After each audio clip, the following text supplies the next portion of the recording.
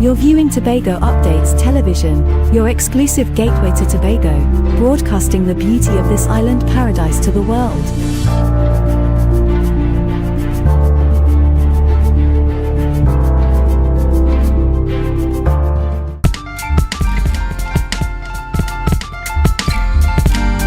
Put a smile on your face when you're moving from place to place. Good morning, good morning, morning, good morning, morning.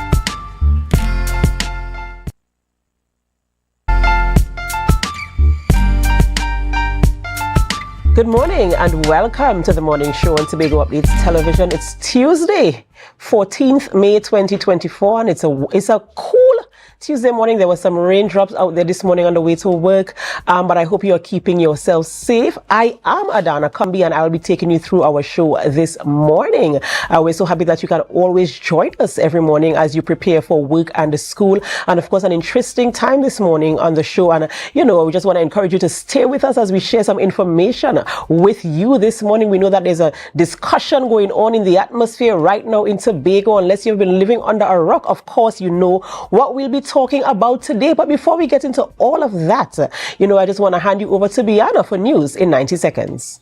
News in 90 seconds is brought to you by Standards, never beaten on quality and prices. Thank you, Adana. Here is your news in 90 seconds for Tuesday, May 14th, 2024.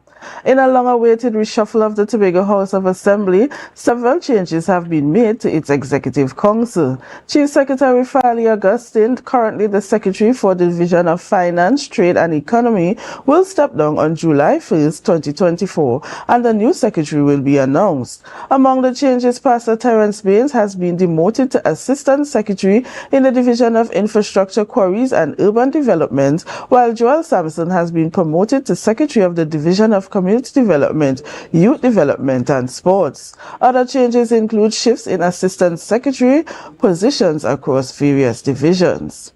Up next, the Tobago Council of the PNM has expressed dissatisfaction with the THA Executive Council reshuffle.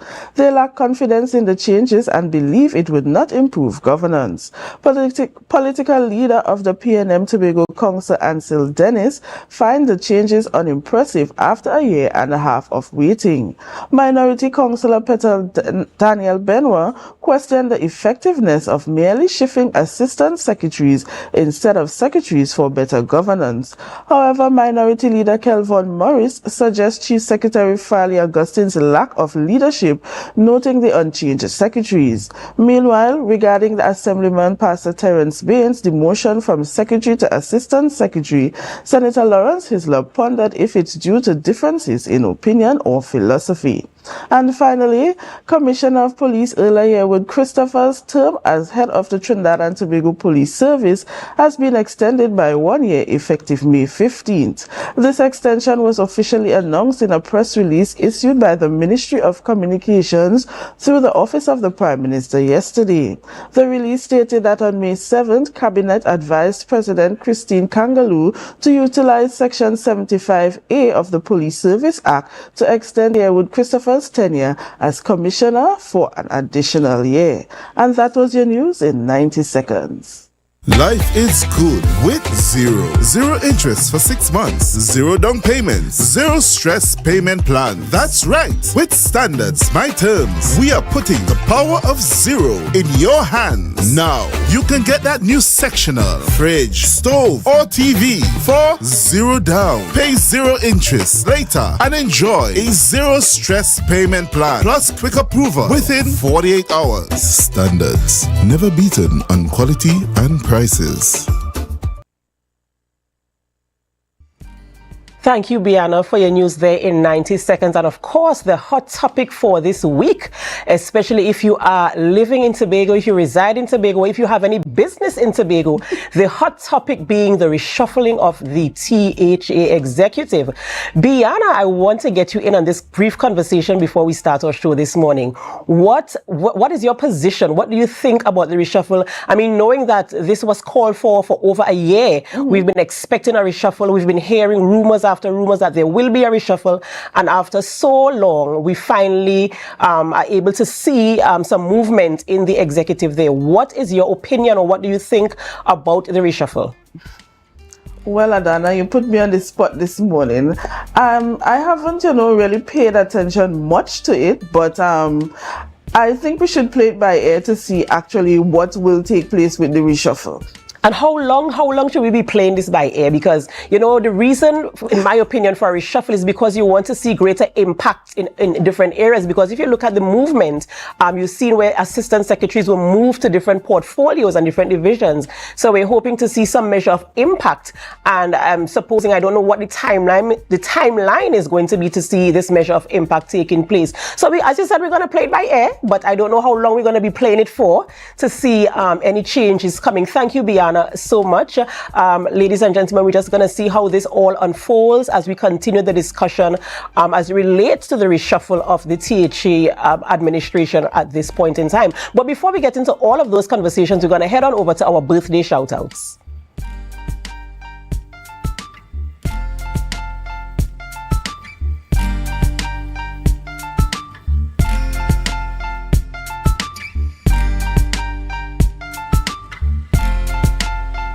Screen and celebrating a birthday today is Shirley Mapp. Shirley Mapp is on screen and she's celebrating today. And we do want to wish you a happy birthday, Shirley, coming from all of us here at the Tobago Updates family. Next, we have Alana James. Alana James is on screen and she's celebrating a birthday today, and we do want to wish you happy birthday, Alana. We pray that God continues to bless you and guide you, and that you do enjoy every celebration that comes with a birthday. Next, we have Delvin Lawrence. Delvin Lawrence is also celebrating a birthday. And Delvin, we want to wish you the very best. We pray God's blessings upon your life, and we pray that you do enjoy, all the love and affection that comes with celebrating a birthday. And rounding up the birthdays today, we have on screen the man Marcel James. Marcel James is celebrating his birthday as well today, and we do want to wish you a very happy birthday, Marcel. We pray God's blessings upon your life, and we hope that you can keep that happy, cheerful smile throughout the day and throughout the rest of the week. So happy birthday to all of you, and God bless.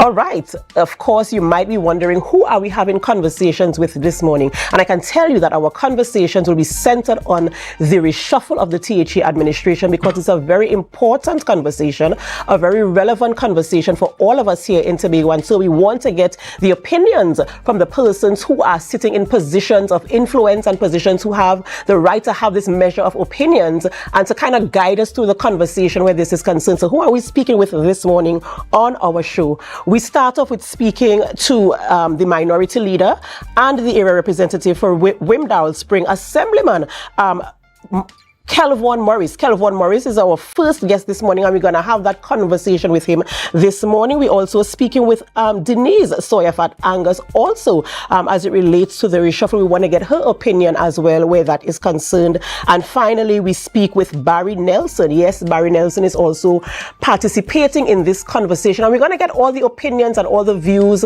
of these persons as they bring, their knowledge and their experience and their opinions, and possibly their recommendations as we move forward with the governance of Tobago House of Assembly and Tobago in general. So stay tuned with us as we have these conversations. And of course, as we ask you to stay tuned, we invite you, of course, to share the live, share the live, share the live. We'll be right back.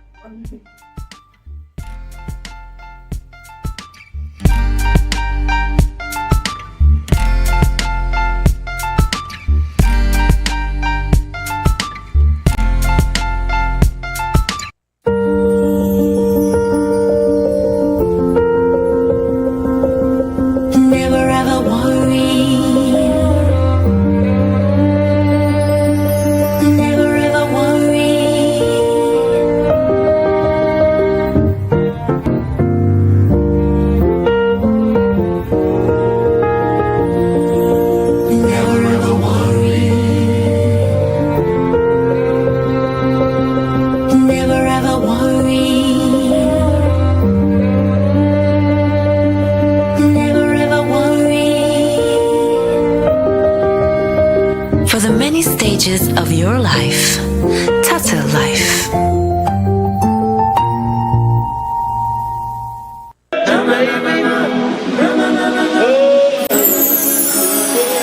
I can't live without you, I can't be without you for too long. Cause when I'm around you, I feel like the heavens just come down. I feel it in my soul every time we on the road, it's a miracle. A million strong come together. Tobago Glass Supplies has been a leading name for over 37 years in the glass and aluminum market in Tobago. We provide an extensive range of high-quality, innovative aluminum and glass products for commercial and residential use. Competitive prices with superior and professional services by committed employees who are guided by rigid quality standards. Tobago Glass Supplies specializes in the manufacture and installation of glass and aluminum products that are essential to today's homeowners and the business environment. We are engaged in marketing, sales, and installation of a variety of products. These ranges from windows and doors to necessities such as mirrors for homes and vehicles, designed and manufactured in-house or imported.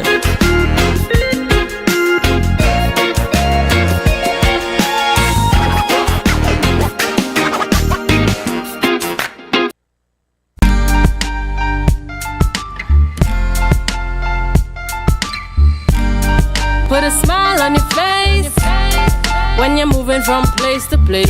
Good morning, good morning, morning, good morning, morning. Welcome back to the morning show on Tobago Updates Television, and thank you for staying with us. Of course, as I mentioned before, we are having discussions this morning as it relates to the reshuffle of the Tobago House of Assembly Executive. We saw that press release coming out of the office of the Chief Secretary yesterday morning, as it gave us some details in relation to some of the reassignments of primarily assistant secretaries and one secretary being reassigned to another division in the position of an assistant secretary. So some are saying it's a demotion. So we're going to have that conversation this morning. First, we're speaking with Assemblyman Kelvon Morris. He's the minority leader in the Tobago House of Assembly and also the area representative for Wim Darrell Spring. Good morning and welcome. Good morning, Ms. Combi. It's definitely a pleasure to be here speaking to all of Tobago, Trinidad and Tobago, and all your viewers locked on across the world. So let me say a special good morning to each and every one. Of course, and thank you for joining us this morning. So there's no secrets. Once you, as I mentioned before, once you reside in Tobago or you have any interest in Tobago, you would be aware that the reshuffle has happened. We've been hearing rumors that it would be happening for over a year. We've been calling for the reshuffle and we've been promised. Even up to last week, there was a rumor that it would happen. And then yesterday, out of the blue, we saw the reshuffle. We received the press release with the information. But before we get into the reassignments, I wanted to ask you, because of where you sit and your engagement in politics and policies, what is the primary reason, or what are some of the reasons that will call for a reshuffle of any administration?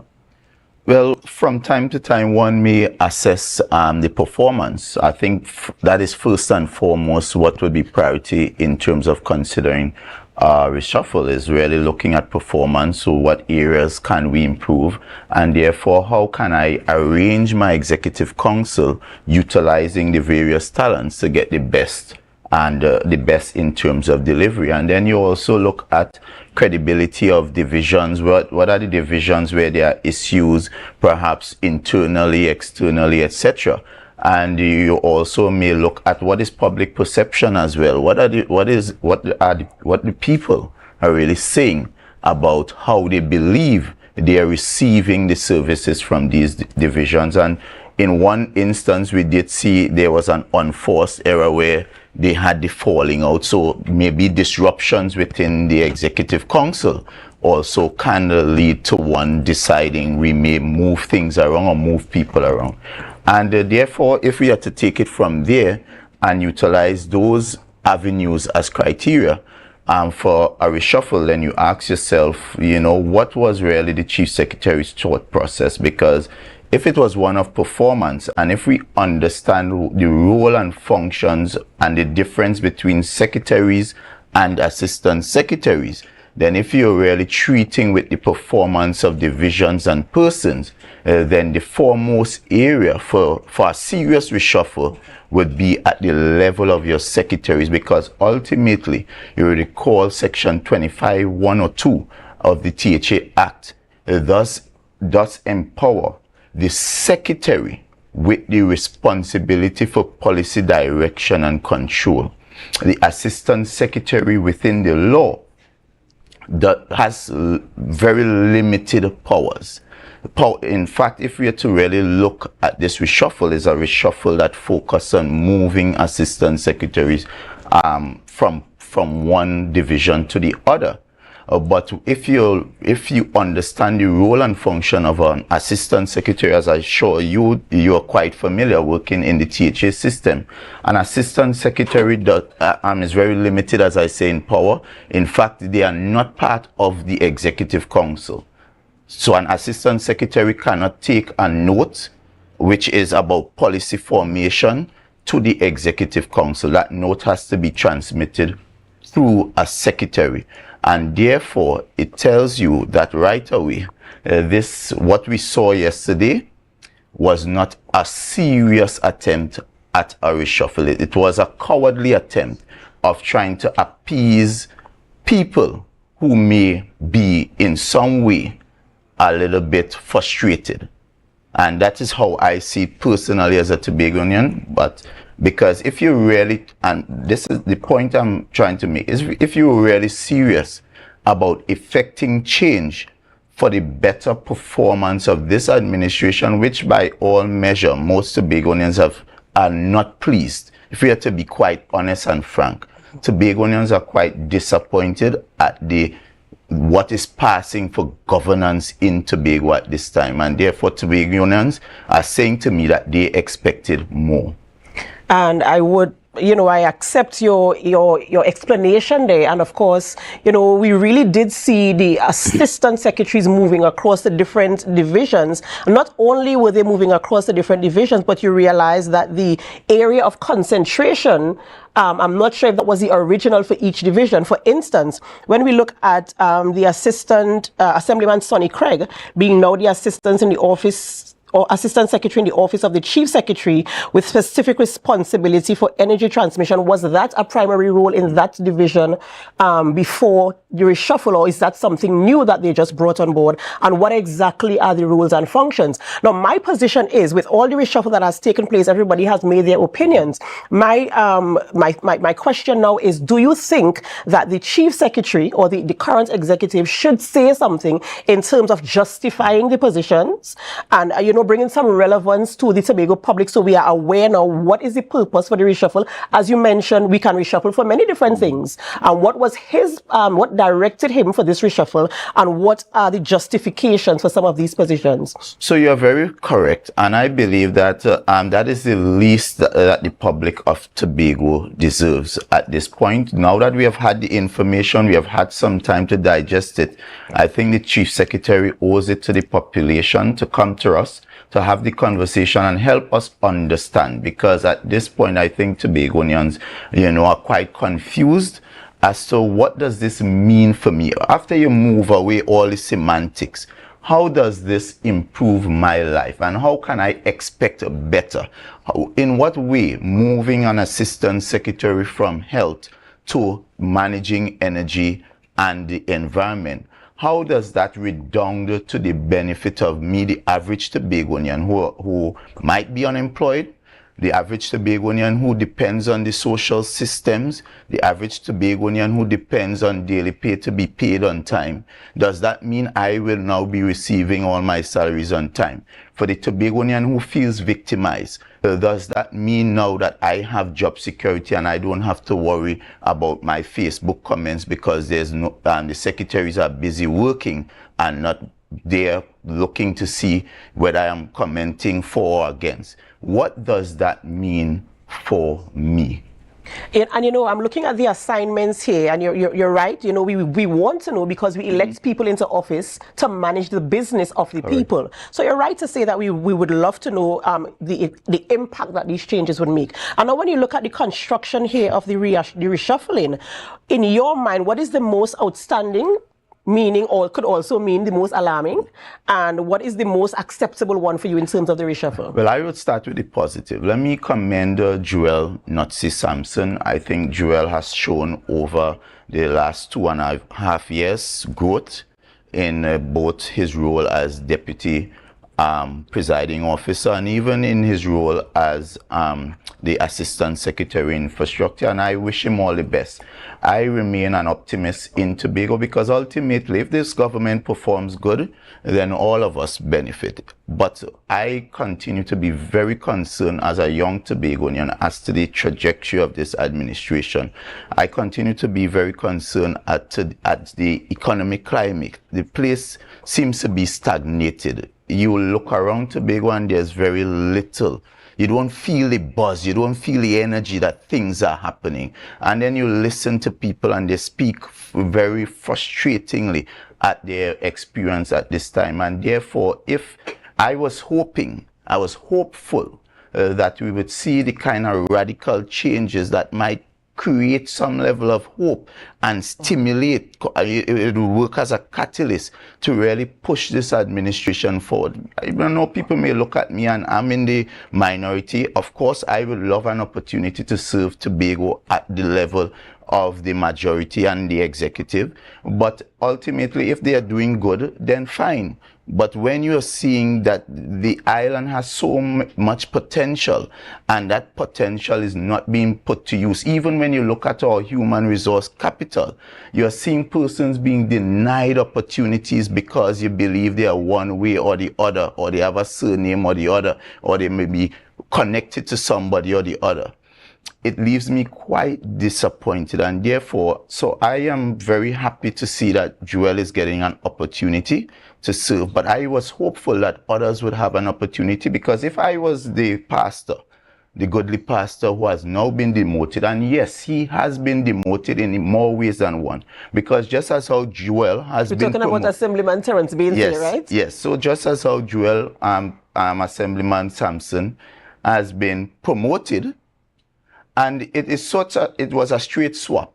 So it like a player on the field and a player on the bench.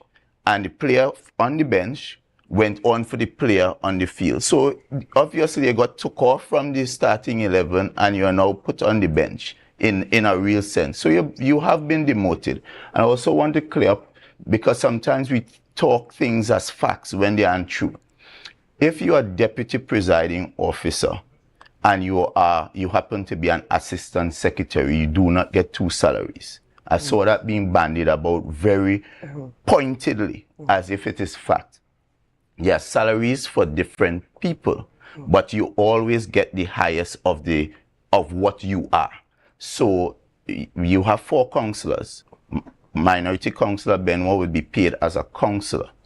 Every other councillor, whether if you're assistant secretary, you get paid as an assistant secretary. If you're a councillor with a secretarial position, you get paid as a secretary. You don't get a councillor salary and a secretary salary. And it's the same thing for a member.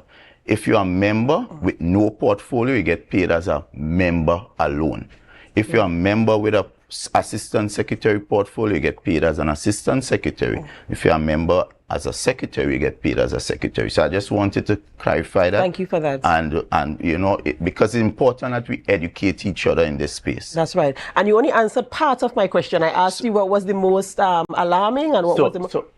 There was nothing alarming, because what you really had was the movement of secretaries, assistant secretaries, and it's insignificant in a real sense. So what was alarming to me is that there are secretaries who were worthy of being considered for some sort of movement, and you didn't see those secretaries touch. And I think all of Tobago, there's a rumor going around, and we have to talk the things, as the young people are saying. There's a rumor going around that there's a secretary who believes he is an untouchable. And this secretary has been going around telling his own people that that man can't move me, he can't touch me. And we have seen where the chief secretary had an opportunity to prove us wrong. And of course, now more than ever, we have to consider and ask ourselves, is this secretary really an untouchable? Well, right. Well, there we go. We have that. So that was the alarming one for me. And I've also looked at it, and as I saw the movement of, there's one particular division that used to have an assistant secretary position, and now there's no assistant secretary there. That's the division of education, I believe. So I'm not sure what is going to happen there. Also, we heard the announcement that the chief secretary is going to make his last presentation as the secretary for finance, and there'll be a new installation. When you look at the numbers and the composition, where is this secretary coming from? Who is the person that is going to be the secretary? Because all the other secretaries are already in their positions. So is it that a secretary is going to be taking up two portfolios? What is going to happen? What is your thought on that? And this again, to me, the chief secretary really believes that Tobago is his play field. He can play with us. He can toy with us. These are serious decisions. And if you're treating with a reshuffle, and you're making such an announcement, why would you tease Tobagonians to tell them I'm bringing a finance secretary? But we now have to wait on you again with bated breath, as you are the emperor amongst your peasants, and we must wait for you to come with this glorious news on July 1st. Why not tell us X is going to be the secretary, but would be appointed on July 1st? Because we are treating with the issue of reshuffling. Why would we have to wait another month to see if you're going to reshuffle again? And I find it a cowardly kind of act, because if you're treating with the business of Tobago, which is serious business, then you deal with what we have in front of us. I'm not going to try to get into the chief secretary's mind at this time to contemplate whether he's moving a secretary, whether he's going to amalgamate or some kind of thing, because it makes absolutely no sense guessing at this time. But what it requires and what it tells us, this is a chief secretary that believes that Tobago is his plaything. So in closing, obviously you laid your cards on the table, but in closing, your sentiments about this and what you are looking forward to happening moving forward in the coming days and weeks, and even leading up to the 1st of July, as you mentioned. Well, Ms. Combe, more than a reshuffle, what Tobago needs is a philosophy of development. Where's the economic development plan? What is the foundation at this time that is driving these strategic decisions? What is the strategic alignment? Obviously, if you're building something, you must have a platform. And this administration, this chief secretary has not yet articulated to all of Tobago what is the development platform upon which we are building pillars to take Tobago to the next level. We speak a lot of lovely words, Tobago being the greatest little island, and yes, we all want that. But ultimately, how are we going to get there? Have you articulated that vision? Do you know what is the vision? As a Tobagonian, could you, with all the qualifications that I know you have, could you sit here and say, based on my qualification and based on what is being exposed, I can see myself contributing in X or Y? Can you? Who is the host this morning on the morning show on Tobago Updates Television? Ladies and gentlemen, we're speaking with Assemblyman Kelvon Morris, area representative for Wim Darrell Spring, and the minority leader in the Tobago House of Assembly, as we speak about the reshuffle of the Tobago House of Assembly executive, him giving his sentiments and, of course, wrapping in saying that he's hoping for some measure of the strategy being exposed, that we understand what the pillars are, and that we get the vision in terms of leading Tobago on the cause of becoming, as he agreed, he all wants us to be the greatest little island on the planet. He's in agreement with it, but there must be some measure of strategy. Thank you, Assemblyman Morris, for joining us this morning and for bringing your opinions here. Of course, we're going to continue the conversation here in studio, and of course, we want to get your opinions too. Don't be afraid to comment on our live and let us know what you think and what you feel and where you sit. Remember, this affects all of us, so we want to hear from you as well. We're going to go for a short break before we continue conversations in studio with our guest. And before we go, of course, we invite you to share the live, share the live, share the live. We'll be right back.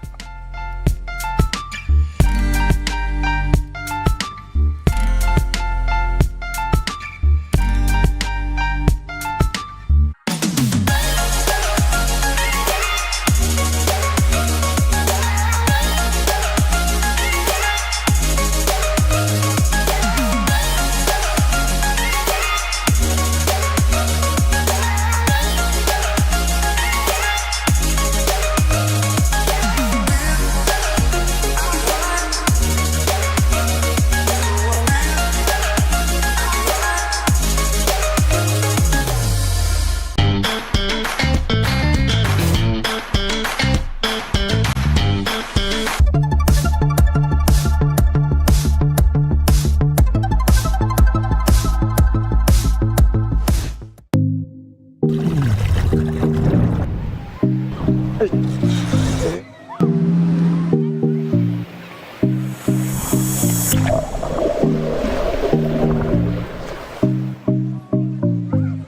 have not had a Deltec Distributors Weekend Special. Wings Friday, 3 pounds wings, 2.5 kilogram fries. Special 100 TT. Soup Saturday, 2 pounds cube beef, 2 pounds cow heel, 2 pounds chicken foot, 2 pounds pigtail, or smoke bone. Special $150. Super Sunday, 3 pounds leg and thigh chicken, 3 pounds sliced pork, 3 pounds lamb slice, 3 pounds cheese, 2 pack of pasta. Special $250. Located Main Road, Argyle, Tobago. We deliver 20 TT. Contact us on deltecdistributors.com 395-5040 or 237-0102. Deltec Distributors Weekend Special.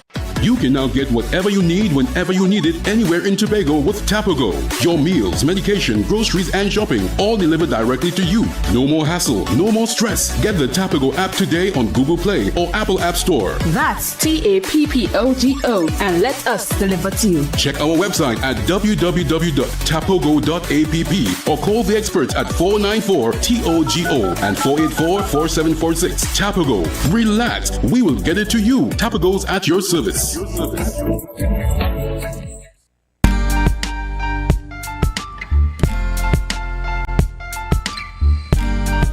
a smile on your face when you're moving from place to place. Good morning, good morning, morning, good morning, morning. Welcome back to the morning show on Tobago Updates Television, and thank you for staying with us. As I mentioned, we are going to continue conversations this morning in studio with our guests, and we speak now with Dr. Denise Soyer-Angus, political leader of the Innovative Democratic Alliance and also a former presiding officer of the Tobago House of Assembly. We're continuing that conversation this morning on the reshuffling of the Tobago House of Assembly administration. Good morning and welcome. Good morning, and thank you for having me here. Good morning to the people of Tobago, Trinidad and Tobago, and the diaspora. Right, it's a pleasure having you this morning, and of course we're going to get straight on into the conversation. As we mentioned before, it's no secret. The reshuffle happened yesterday. We got the press release with the information and the details in terms of the reassignment of assistant secretaries primarily and one secretary as well. And so we just want to know your thoughts about the reshuffle. One, the timeliness of it, and two, your assessment in terms of the realignment of the assistant secretaries and secretary. Well, first of all, we want to call it cloak and dagger politics because, you know, it's almost a tale of intrigue and espionage that is happening. And we have to first ask ourselves, why would you want a reshuffle in the first place? And I would think that any leader would want to reshuffle a situation where you have persons that may be the greatest form of embarrassment to the administration, persons who may not be performing in areas where you have put them, and you may want to move them. At the end of the day, the secretary is the person ultimately responsible for a division and not the assistant secretary, regardless of what you give them responsibility for. And if you look at the whole of the divisions, you ask yourself, which is the most embarrassing division at this point? Yes, you had the outburst from the Secretary of Tourism calling Tobagonians names about unwashed and whatever else. You had the Secretary of Community Development, or the then Secretary of Community Development, having quite a conflict with the minister and with the communities of Black Rock. But you then have the Secretary of Infrastructure, who has cost this administration the most money ever in terms of legal fees with the whole friendship, the roads in that area, and you know, the conflict with the EMA, the conflict with residents. I mean, that is the most embarrassing division. And therefore, if you had to do a demotion, or if you had to move someone, why not treat with that situation? But for whatever reason, he has chosen not to deal with that situation. And whilst I must congratulate the young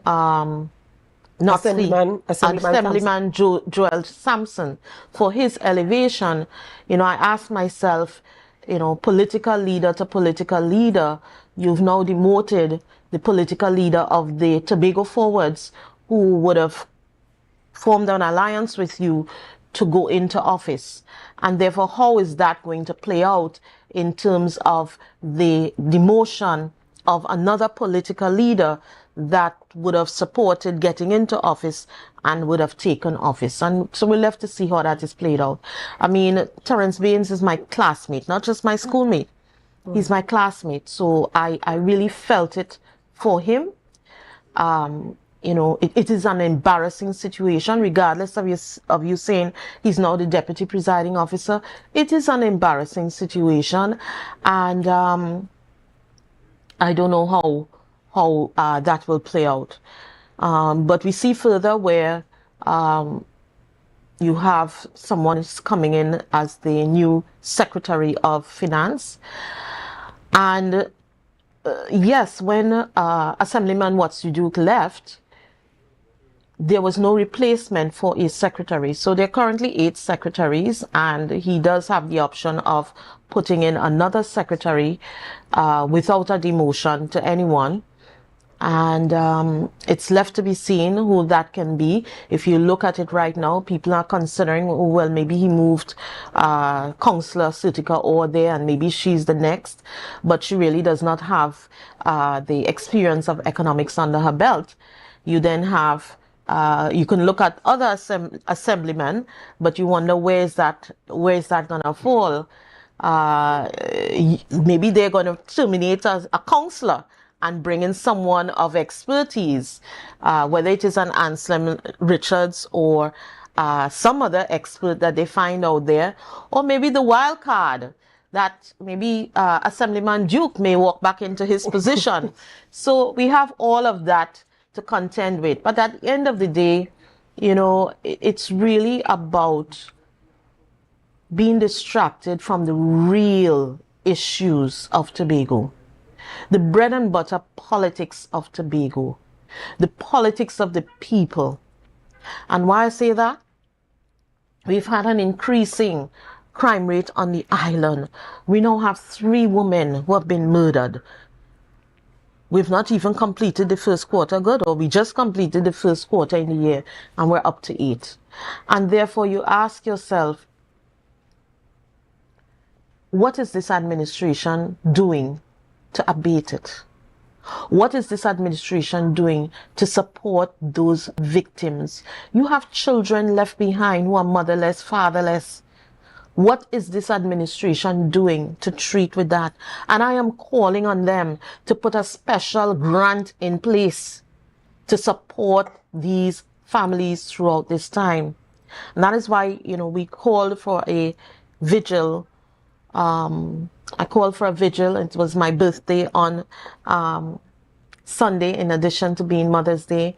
And I chose to spend that evening in a vigil, candlelight vigil, calling for the end of crime, you know, and really saying prayers in support of those families that have been left behind. We had about 30 people who showed up despite all the excitement across Tobago, and we were able to have a good session. I thank the Reverend Teclamarian Green as part of the Family Life Transformation, that in addition to being there yesterday, we were able to distribute, in terms of our collaboration, we were able to distribute hampers and cash to the families that were affected. 5 families who were the recipients, and we have a 6th family that we will drop that those items to in Roxborough shortly. So the administration needs to focus this whole issue of the reshuffle, like I say, cloaks and daggers, and it is something that is distracting Tobago from the real issues of what is what is needed in Tobago now to take us out of the rapid decline of our economy and the challenges we face socially on the island. So, Dr. Angus, in terms of policy, I mean, you mentioned earlier that the assistant secretaries really are functioning under the secretaries, and the secretaries are the ones who guide the policy within the divisions. They are the ones who, ensure that the mandates are carried out and stuff like that. And so we have not seen the movement of any secretary except for one, as we mentioned before. And so we're wondering now what is going to be the impact in terms of, because if a reshuffling is to, mitigate situations that might be happening, whether it is a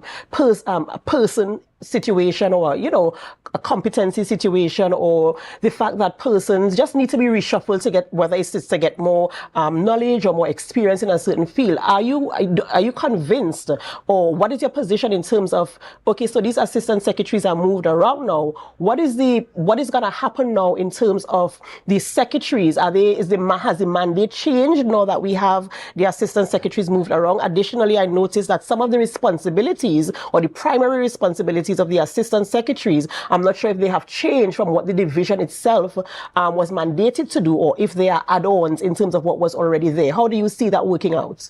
Those responsibilities were already there. And according to the legal framework, it is only the secretary who can officially sign off on anything within that division. And therefore, if you move a secretary, or if you demote or elevate a secretary, when you elevate a secretary, the president has to become involved, and that tells you a lot. When you move around assistant secretaries, the president does not need to get involved necessarily. And therefore, at the end of the day, it is still ultimately the responsibility of the secretary to sign off on anything at all in the divisions. Yes, the assistant secretaries may take responsibility for guiding a process, but at the end of the day, the secretary is ultimately responsible for the decisions and sign off within those divisions. Right. When you elect people into office, people present themselves to serve. Mm-hmm. That is what we're about. That is what governance is about. You present yourself to serve. And so you won an election, and now you have to assign these people into positions. And we've had conversations on this show before. And, is it that you assign them in a role where they have competence, or is it that they are on a training ground now, they're going to learn on the job as they, as they are put into these positions? How is the selection made? And now that there's a reshuffling, is it because these persons have more competency in these areas, or is it, how do you see this happening, or what is, as a politician, what would be your strategy in terms of how you place your human resources? Let's look at it. I mean, I call it cloaks and daggers. Why would you move the Councillor Orlando Kerr from education, which is such a large division, and you've left education open just to the secretary alone, and you've moved them into a much smaller division of settlements and public utilities with Assemblyman Pollard, and you've given him responsibilities in there. So I don't know if he's been prepared to move into settlements as the new secretary. We don't know. We will see, because I know his expertise lies in the area of education. And so for me, that was a big question. Why would you move someone from such a large division, leave that division open, and actually move him into a much smaller area? I really don't know what is the thinking of why persons were moved into different areas, whether it is giving them experience, whether it is, I'm really not sure what that is about. It's only time that we will see it playing out. But again, we are looking at a lot of distractions, and I think people are just focused on winning the next administration rather than governing the people at this time. And that is the danger that we have, that we are not focused on the people. We're just focused on the politics of winning the next administration, and therefore that is why you have all these, shifting that is happening, and very soon it will be interesting to see which one of them on July 1st will ascend to the position of finance secretary. And I was leading to my next question is like, what is your position in terms of waiting until July 1st? Do you think the announcement should have been made the same time with this reshuffle, or are you okay with waiting until the 1st of July? It's another ploy to create another distraction then, away from what has been asked about the budget. So it's another ploy to create a distraction then. Right now you're creating a distraction because you're supposed to be really meeting with stakeholders and, creating a budget involving the people's voices and not just carrying what you think and putting it on the table. So we have another distraction coming then as to who will become the finance secretary. But I dare say this, I hope that the chief secretary understands that the finance secretary really controls the assembly. Okay? What are notes to end on Dr. Soyer-Angus here, bringing her opinion in terms of the reshuffling of the Tobago House of Assembly administration that governs the business of Tobago.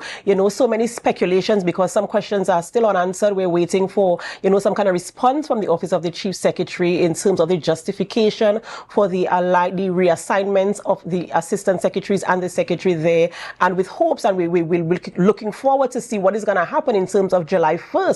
Who is going to be the new Secretary of Finance, Trade and the Economy, and as Dr. Angus said, that person actually controls the Assembly. So we're waiting to see how that goes. Ladies and gentlemen, we've been speaking with Dr. Soyer-Angus as we speak about the reshuffle of the Tobago House of Assembly, and we're going to continue this conversation, but we have to take a short break.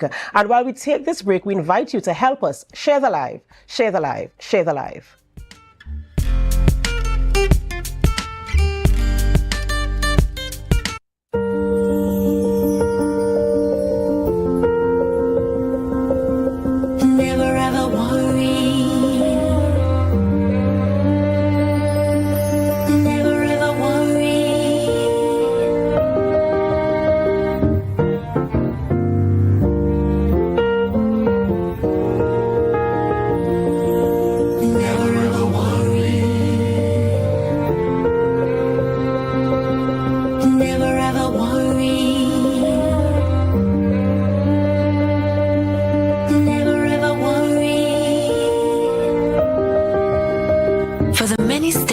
Of your life, Tata Life.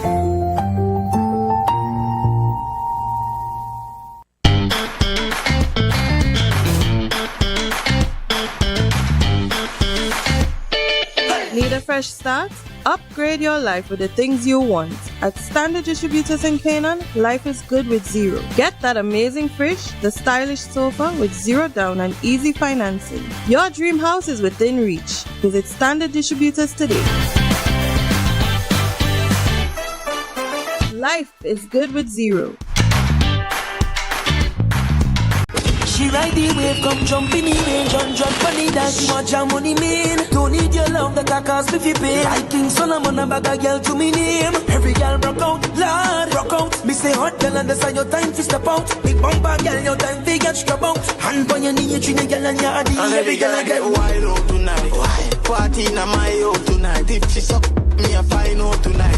Hey, you know what a wild out tonight. Out the blue light fi a try out the back.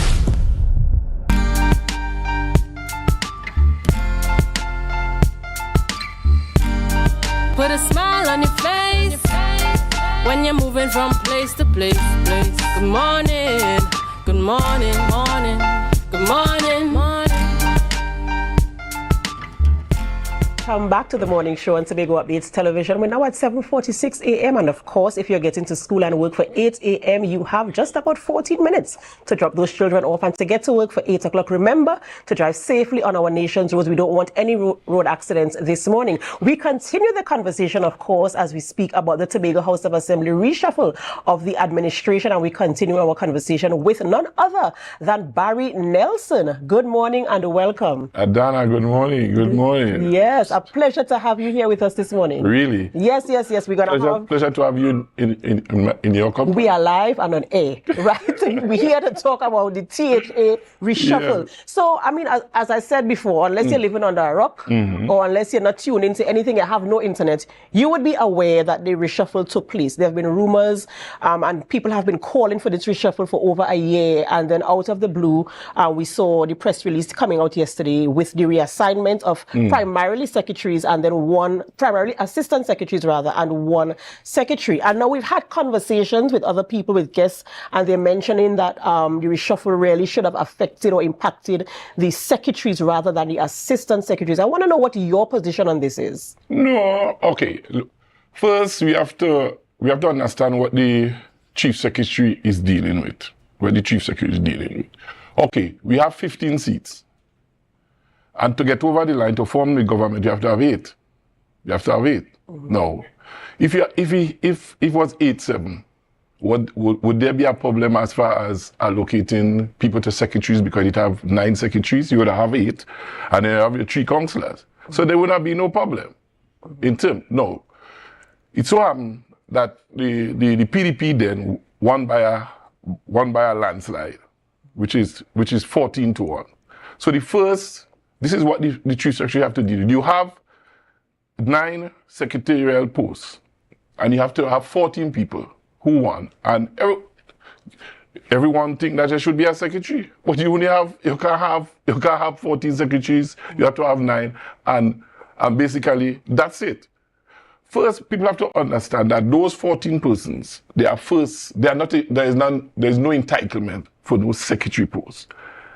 They went up as representatives. So the first duty, the first call is to represent as area representative for the area. And anything after that is a plus. So there's no entitlement. And it's up to the chief secretary who they elect to determine who he put as secretary. Now, some have said, right, and I guess from a policy standpoint, that the secretaries are the ones who are responsible for carrying out the mandate. We sit in a position now, we have secretaries and we have assistant secretaries because we have 14, right? So, plus the councillors, right? So we have secretaries. So that is 17 that the chief secretary have to deal with, right? And you have 9 secretarial. So now we have secretaries and we have assistant secretaries. So it's not just secretaries we have, or not just assistant secretaries. We have 2. And so some have said, based on the policy, guided by policy, that the secretary is the one who's responsible for carrying out the mandate of the division. Whatever was the mandate, whatever the policies are, they are the driving force. Now, they have also said that some of the reasons for reshuffle is maybe to realign, maybe of incompetence, maybe of HR issues, maybe of personal issues. All different type of issues were mentioned. And at the helm is the secretary, who is responsible for carrying out the directive. Now we've seen where the reshuffling impacted assistant secretaries. Is it that the assistant secretaries is not complying with the directive of the secretary, or is it in your opinion, what is the justification for moving around assistant secretaries and letting the secretaries maintain where they sit? Okay, remember we are outside, and we are not. I am not inside of the bowels of that inner core where, especially the executive council and the caucus and the thing. So I would not know. But let us examine the secretaries. If we examine secretary by secretary, let us start with the chief secretary, because at the end of the day we have to assess him. And how have these 3 secretaries done? You heard that the other different leaders, the leader of the PDP and the leader of the Tobago Council, the chief secretary, had handled that office in a dignified manner. You didn't hear nothing about no toe or nobody throwing the garbage, the clothes outside, and I'm sure if you go down to the chief secretary's office, chief secretary resident, you will not see the couch stain or anything like that. So first you access the chief secretary. The chief secretary would have carried himself in that office in a dignified, with high integrity, so as a model to our young children and so forth. We go on to the deputy chief secretary, which is Faith Israel. health. Brilliant. What can you ask of? Especially when we have a development budget of $300 million. What they have to work with. We go to education, Zorisha. What can you ask? One more can you ask of? We go to what? What's the next? There's settlements. Settlements. Well, settlements, I'll leave that for. We go to what else? Works. This is works. This is the most outstanding secretary the most outstanding secretary. Let me put that in context. You have to understand that the Tobago House of Assembly have 3 million in development thing. $300 million as development. Now, we have a secretary in works who start a road, who went out. The THA have no money, he went out to get private arrangement with the THA to start that road. We start that road. And plus, we have the road, we have the paving of the roads, the resurfacing of roads, the potholes, we have retaining walls that we experience. And that secretary was able to do that. You know why he was able to do that? The $300 million that the THA get by going out and seeking private arrangement for the THA. The $300 million could have gone in other areas like education, health, and so forth. So in other words, he saved the THA some of that money by going out and seek partnership. So we're talking about justifying the positions of the secretaries that they function, in your opinion, that they are functioning optimally. Not all. I have to be very honest. But when you look at Zorisha, when you look at Tasha in tourism, where she brought on, Tobago has been talking about this second carnival for how many decades? She came on. The first year wasn't good because of the weather. The second year was bumper, where all the stakeholders, you talk about the reef boat, rent, guest houses, the hotels, were booked out. Right. So you're saying, my point again, you're saying that the secretaries, as you said, most of them, not all, but they are functioning optimally in your opinion. Definitely. But there was a reshuffle. Yeah. And we've identified some of the reasons why you can have a reshuffle. Yeah. So is it that you're saying now that the assistant secretaries who were reshuffled have not been functioning? No, I wouldn't say that. Not functioning. Optimally. Optimally. Because let me say, they are assistant basically to the secretary. For example, I hear Mr. Arafat saying why they move Orlando from the education and leave her is a big. You see, you have to understand, a lot of us don't understand government. In education, you have so many school supervisors. So those school supervisors and so forth, those are to complement the secretary to go out to the various schools. So you don't necessarily have to have an assistant secretary when you have from a management, from a day-to-day management of the division. You have the school supervisor, you don't have to have a secretary there. So, and then to move him, because he's a teacher, it's not necessary. It's all sometimes you need somebody who have management skills, who could give support to the secretary. So it's not necessary. You have to be in that field. Sometimes it's about management skills and somebody who could help and drive the policy and the system forward. So you're talking about management skills here. If you don't have management skills, generally, because to manage, you have to have a general management skill. So it doesn't matter where you go. Exactly. Are you able to manage? Yes, because management skill comes in all form. You, for example, remember we have the and nobody speaks about the day-to-day running of the various divisions, which is run by the administrators. So you are telling me if people don't get pay, people get paid late, your drains and clean, you'll blame the secretary for works. When you have foreman, you have overseers, and all these people there who could be the administrator who are responsible for the day-to-day running of the division. Under the directive of the secretary. Yeah, but so something like a cleaning your drain and clean. Who you blaming for that? Who you blaming for that? The secretary? And you have the administrators, and you have the foreman, then you have the technical officers. There's not a matter of blaming, but a matter of accountability. And what we're talking about here now is the competence and the relevance of moving the secretaries around to the different divisions and reassigning them and giving them different portfolios. Now, remember you said that they can manage. Yeah, of course. So why were they not managing where they were before? But as I said, I am not privy to the internal runnings of inside. So probably the chief secretary seeing that, okay, moving this assistant secretary from here will be a good fit for the secretary. And the fact that you use the word probably means that we're in a position now where we're speculating because we don't know the reason for the reshuffle.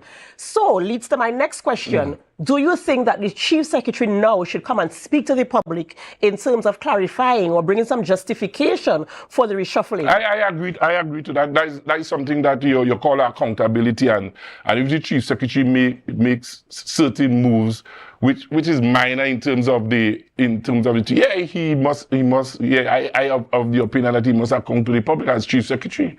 Yeah. Right, and in addition to that, almost in closing also, we're waiting now to find out who is going to be the new secretary of the Division of Finance. As he mentioned in the press release, that when he presents the budget in June, it will be his last as the secretary in the Division of Finance, Trade and the Economy. And so now we're waiting. Again, we're in speculation mode. People are saying this, you're hearing names dropping all over the place, and nobody really knows what is happening. We're trying to figure out of the persons who are now in the executive, is it that somebody going to get hold the responsibility for two divisions? What is going to happen? Are you comfortable waiting until July 1st to find out who this person is? Or do you think he should come out now and say, because you already told us that this is your last thing, so now we're waiting, we're speculating. Do you think also when he gives justification for the secretaries, the reshuffling, should he also mention, well, this is going to be the new person and give justification as well for that appointment? I can't second against the chief secretary as far as we're concerned, as we speak now, and from leading up to the 1st of July, we have a secretary for finance. What's the problem? What's the problem? What's the problem? The fact is that we live in a society where if we don't have the information, we form our own opinions and speculation, and so conversations start happening, and sometimes you see some remarks that are unnecessary. So clarity, the information is what I am asking if you think it is relevant. You see, we allow politicians to sometimes who want to get in office to convolute the whole thing and makes the environment ungovernable. And that is the next thing too. What this chief secretary had to deal with. The chief secretary had to deal with a fallout with the leader. Secondly, he had to deal with the police coming and harass his family and various secretaries. Any other leader or any young leader in his first term would have crumbled, and that's what they expect. So when I hear certain people talking, and especially leaders, especially my good friend Watson Duke, he shouldn't be talking. He had a chance. He had a chance to stay, to rectify this thing and help to anchor the ship and sail a ship into smooth. What he did, he left and complaining now. Ladies and gentlemen, we're speaking with Barry Nelson as we talk about the reshuffling of the Tobago House of Assembly administration, where we saw a number of assistant secretaries being reassigned to different divisions and one secretary also being reassigned as an assistant secretary. And we've had conversations this morning. You heard the views of our guests. And so we also want to hear your views. Don't forget to comment on our live streams.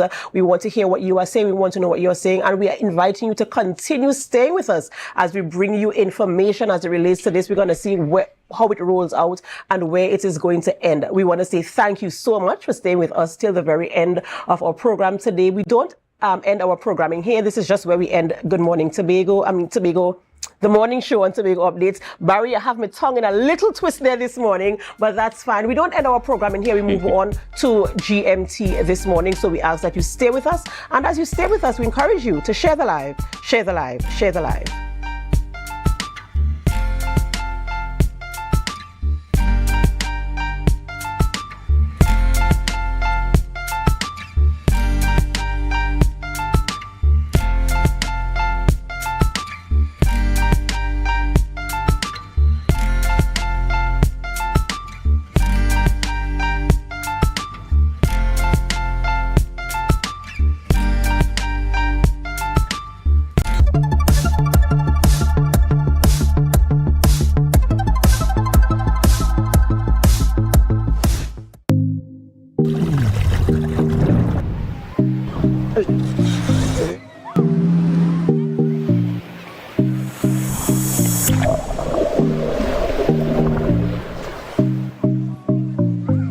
We have not had a shark attack in my years of scuba diving and being in the marine environment.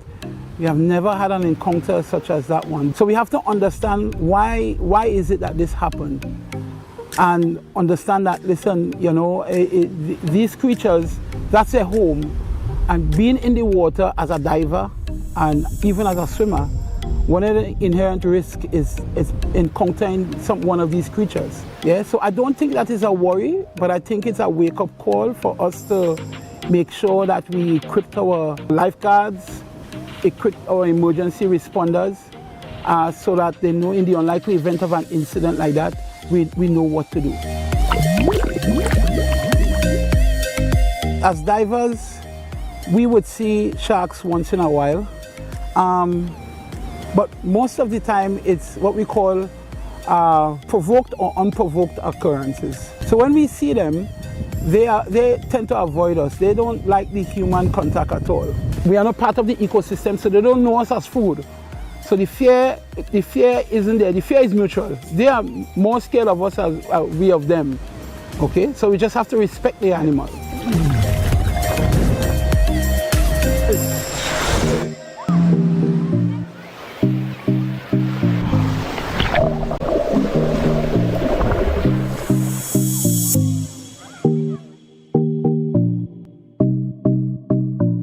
That was a production of the Department of Information, Office of the Chief Secretary, Tobago House of Assembly.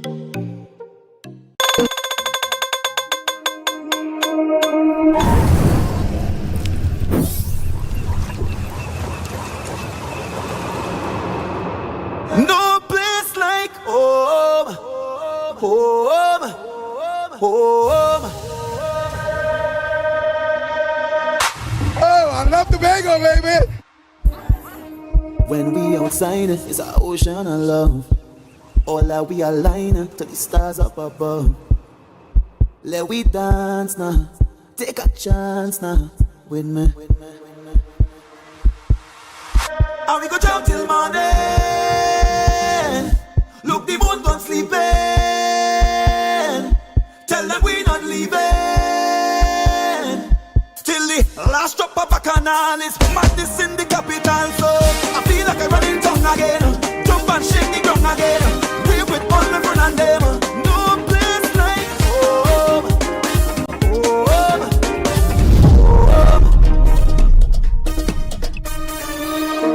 We go jump till the moon come down. As we with the stars shine on. Play a mass and break away. Freedom in with DNA.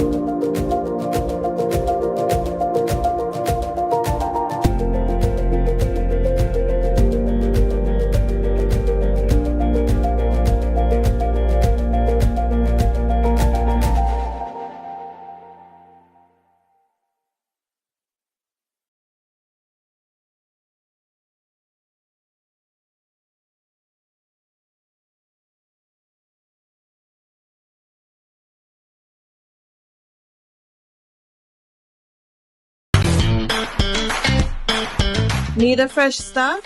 Upgrade your life with the things you want. At Standard Distributors in Canaan, life is good with zero. Get that amazing fridge, the stylish sofa with zero down and easy financing. Your dream house is within reach. Visit Standard Distributors today. Life is good with zero.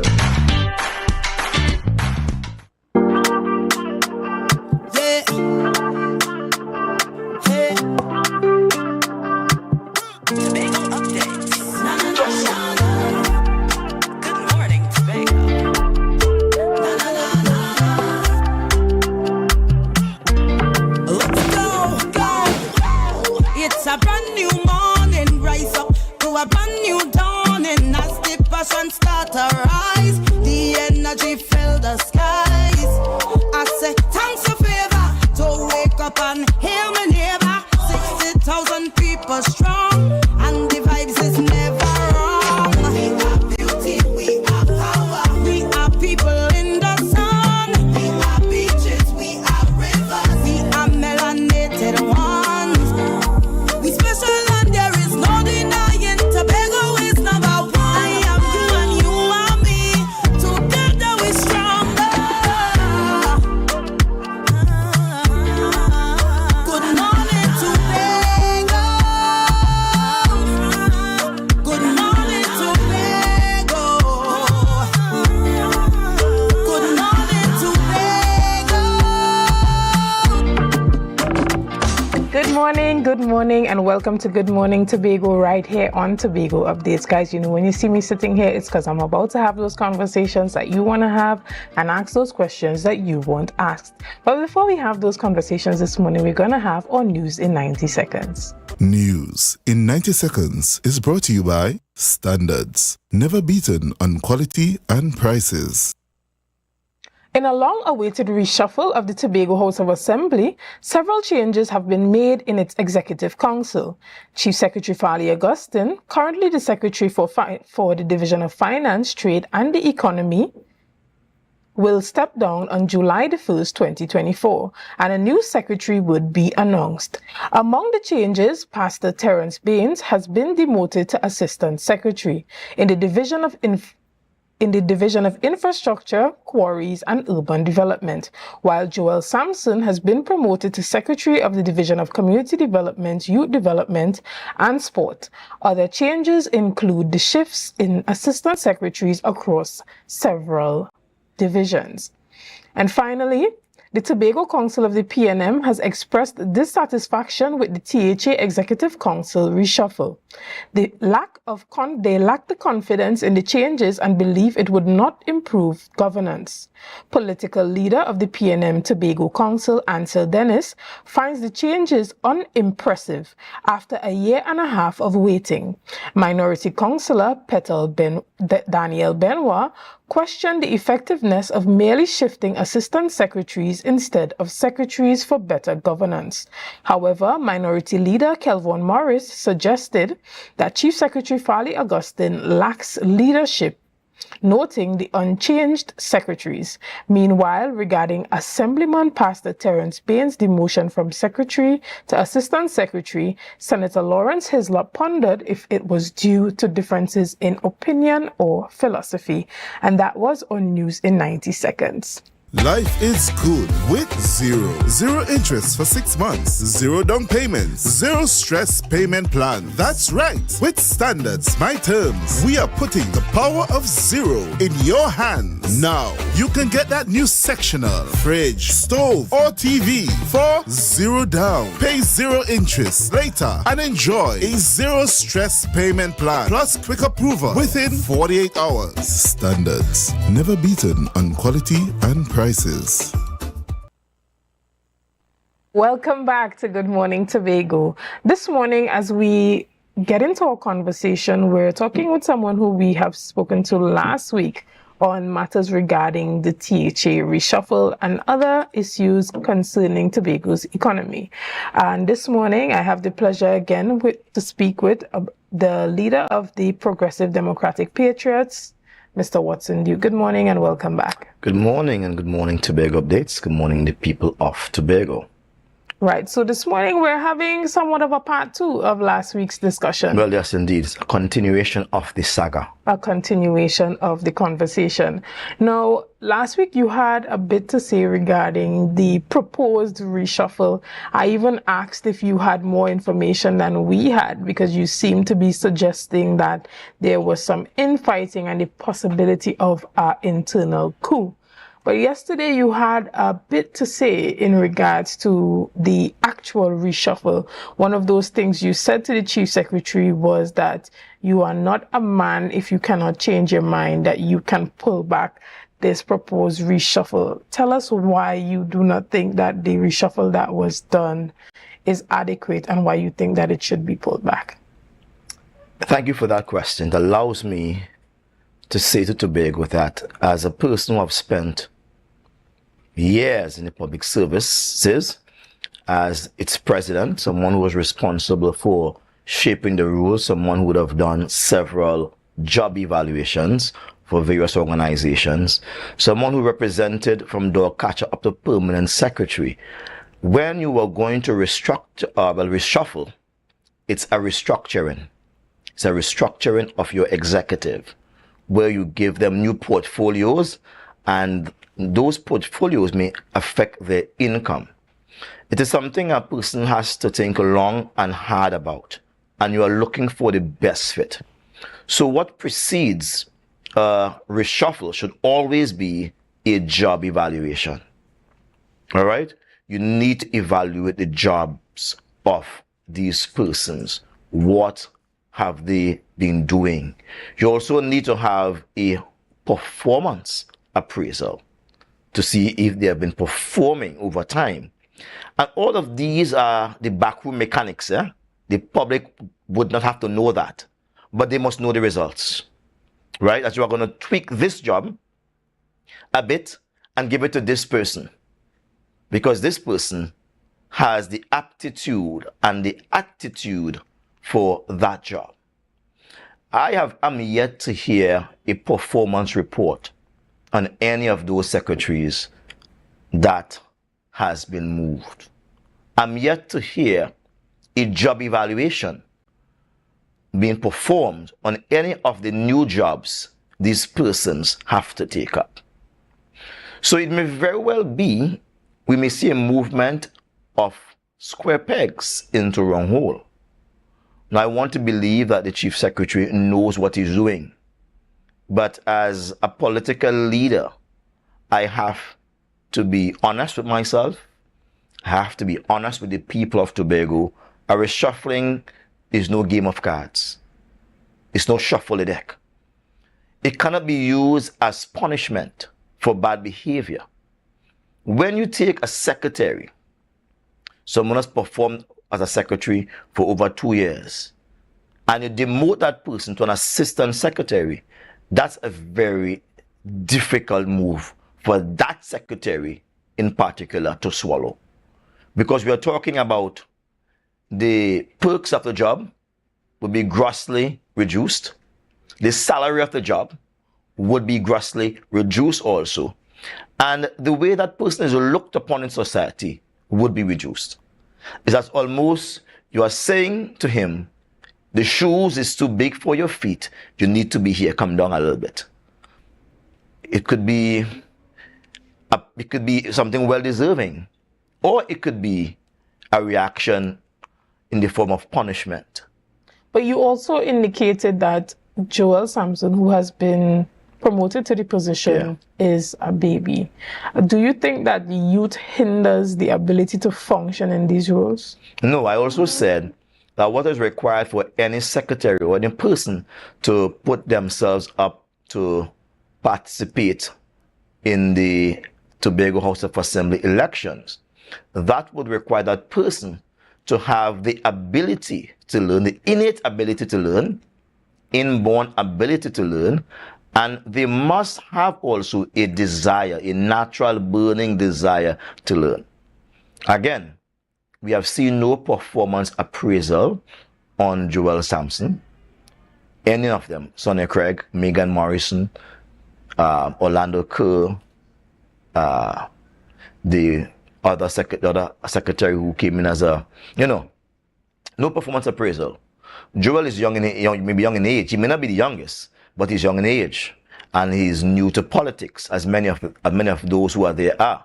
But it will take some time for him to learn to be a secretary at that level.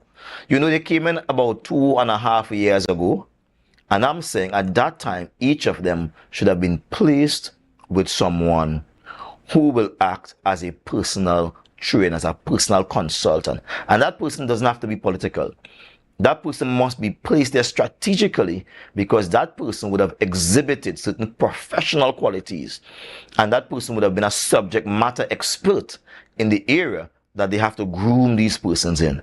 People become kings every day, they become leaders every day, but they are surrounded by a competent group of people.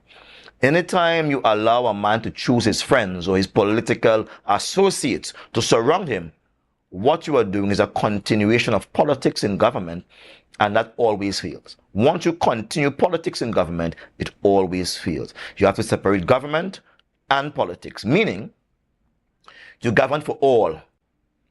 But when you are leading a politics, you lead a particular mantra, a particular mandate that is singular focus, and those who like it will come. So it will be as if those have elected you, but then the broader spectrum is even your enemies must fall in love with the way you govern, because you govern to the benefit of Tobago and not to the benefit of your own self and your own base desires. I want to ask you a question now that we kind of touched on last week. So if you can elaborate on this. Now, if you remember during the review of their first year in office, one of the common comments that was made by members of the public was that they have only been in office for 1 year, and they have that period of adjusting, and we would have called it the introductory period. Do you think that placing these assistant secretaries and, that one secretary in a new division also delays that progress again that we saw in the first year in office? Certainly. And this is why I said yesterday, it's difficult for Tobago to see any improvements, any measured improvements from any of these assistant secretaries or secretary in the case of Joel Samson. The learning curve is going to be long and it's going to be steep. You need to have professionals again, subject matter experts surrounding these people, almost holding your hands. And if that is not done now, then we're going to see bad results. So now that he has done it and he may not take it back, the only best thing for the chief secretary to do is to put the best of the best among all of these people. But then with that, you will require money. With that, you will require a whole shift in paradigm, a whole shift in focus. Because where they were going, they have to change. Now I'm giving advice as if I want the chief secretary to win. And we are on opposing sides, of course. Right? But my view, I want Tobago to win again. It matters not. So I will give free advice. And if you had called me in and said, consulted me, I would have said, boy, see them people you want to put there? Don't do that. You're exposing yourself. You're showing that the people you have, they have a limited room for movement. Anybody could be trained. Anybody can be trained. Right? And I'm saying, once they have a willingness and they have the capacity to learn, they can be trained. But once they come there, you must not give it to them. Give it to them. Right. And yesterday, a lot of members of the public heard the word carbon sequestration for the first time. Yeah. But we're going to talk about this and so much more right after the break. Guys, see you soon. Rise up to a brand new dawning as the passion start to rise. The energy. MI4 Security Services Company is the most advanced security service in Tobago. Ask about our cash and transit service. It's safe, risk-free, reliable, and timely. We provide safe banking delivery for all business types and sizes with highly trained staff, 24/7 monitoring, coordinated emergency response, and a well-maintained fleet of armored vehicles. Contact us at 660-7723 or visit our website at www.mi4securitytt.com to sign up today.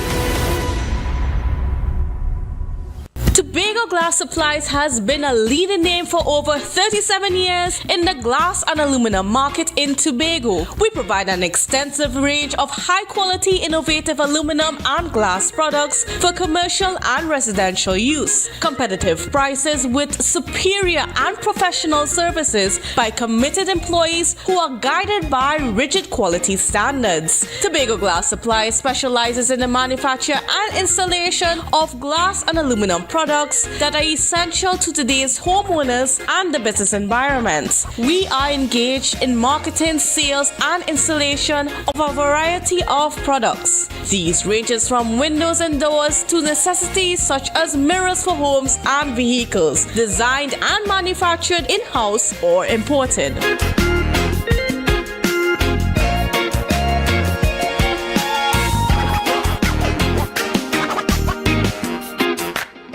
She ride the wave, come jump in the range, 100 funny that much money mean. Don't need your love, that I cost me fi pay. Like King Solomon, a bag a girl to me name. Every girl broke out, Lord, broke out. Me say hot girl, understand your time fi step out. Big bumper girl, your time fi get strap out. Hand on your knee, treat a girl and your body. And every girl I get wild out tonight. Party in my out tonight. If she suck me, a fine out tonight. And you don't know what a wild out tonight. Out the blue light, fi a try out the vibe. It's a different type of thing down there. And we party till we drop down there. With a lot of pretty girls down there. Down in Tobago. Yeah. Hey. Tobago updates. Good morning, Tobago. Welcome back to Good Morning Tobago right here on Tobago Updates. Guys, if you are just joining us, well, you know you really got to go back and go to the beginning of this conversation, because this morning I have been chatting with the political leader of the Progressive Democratic Patriots, Mr. Watson Duke, and we're talking a bit about that reshuffle that we saw happening on the island of Tobago, and it was released yesterday. But before we took the break, we're talking about that portfolio that has been given to Mr. Sonny Craig with responsibility for energy transition and carbon sequestration.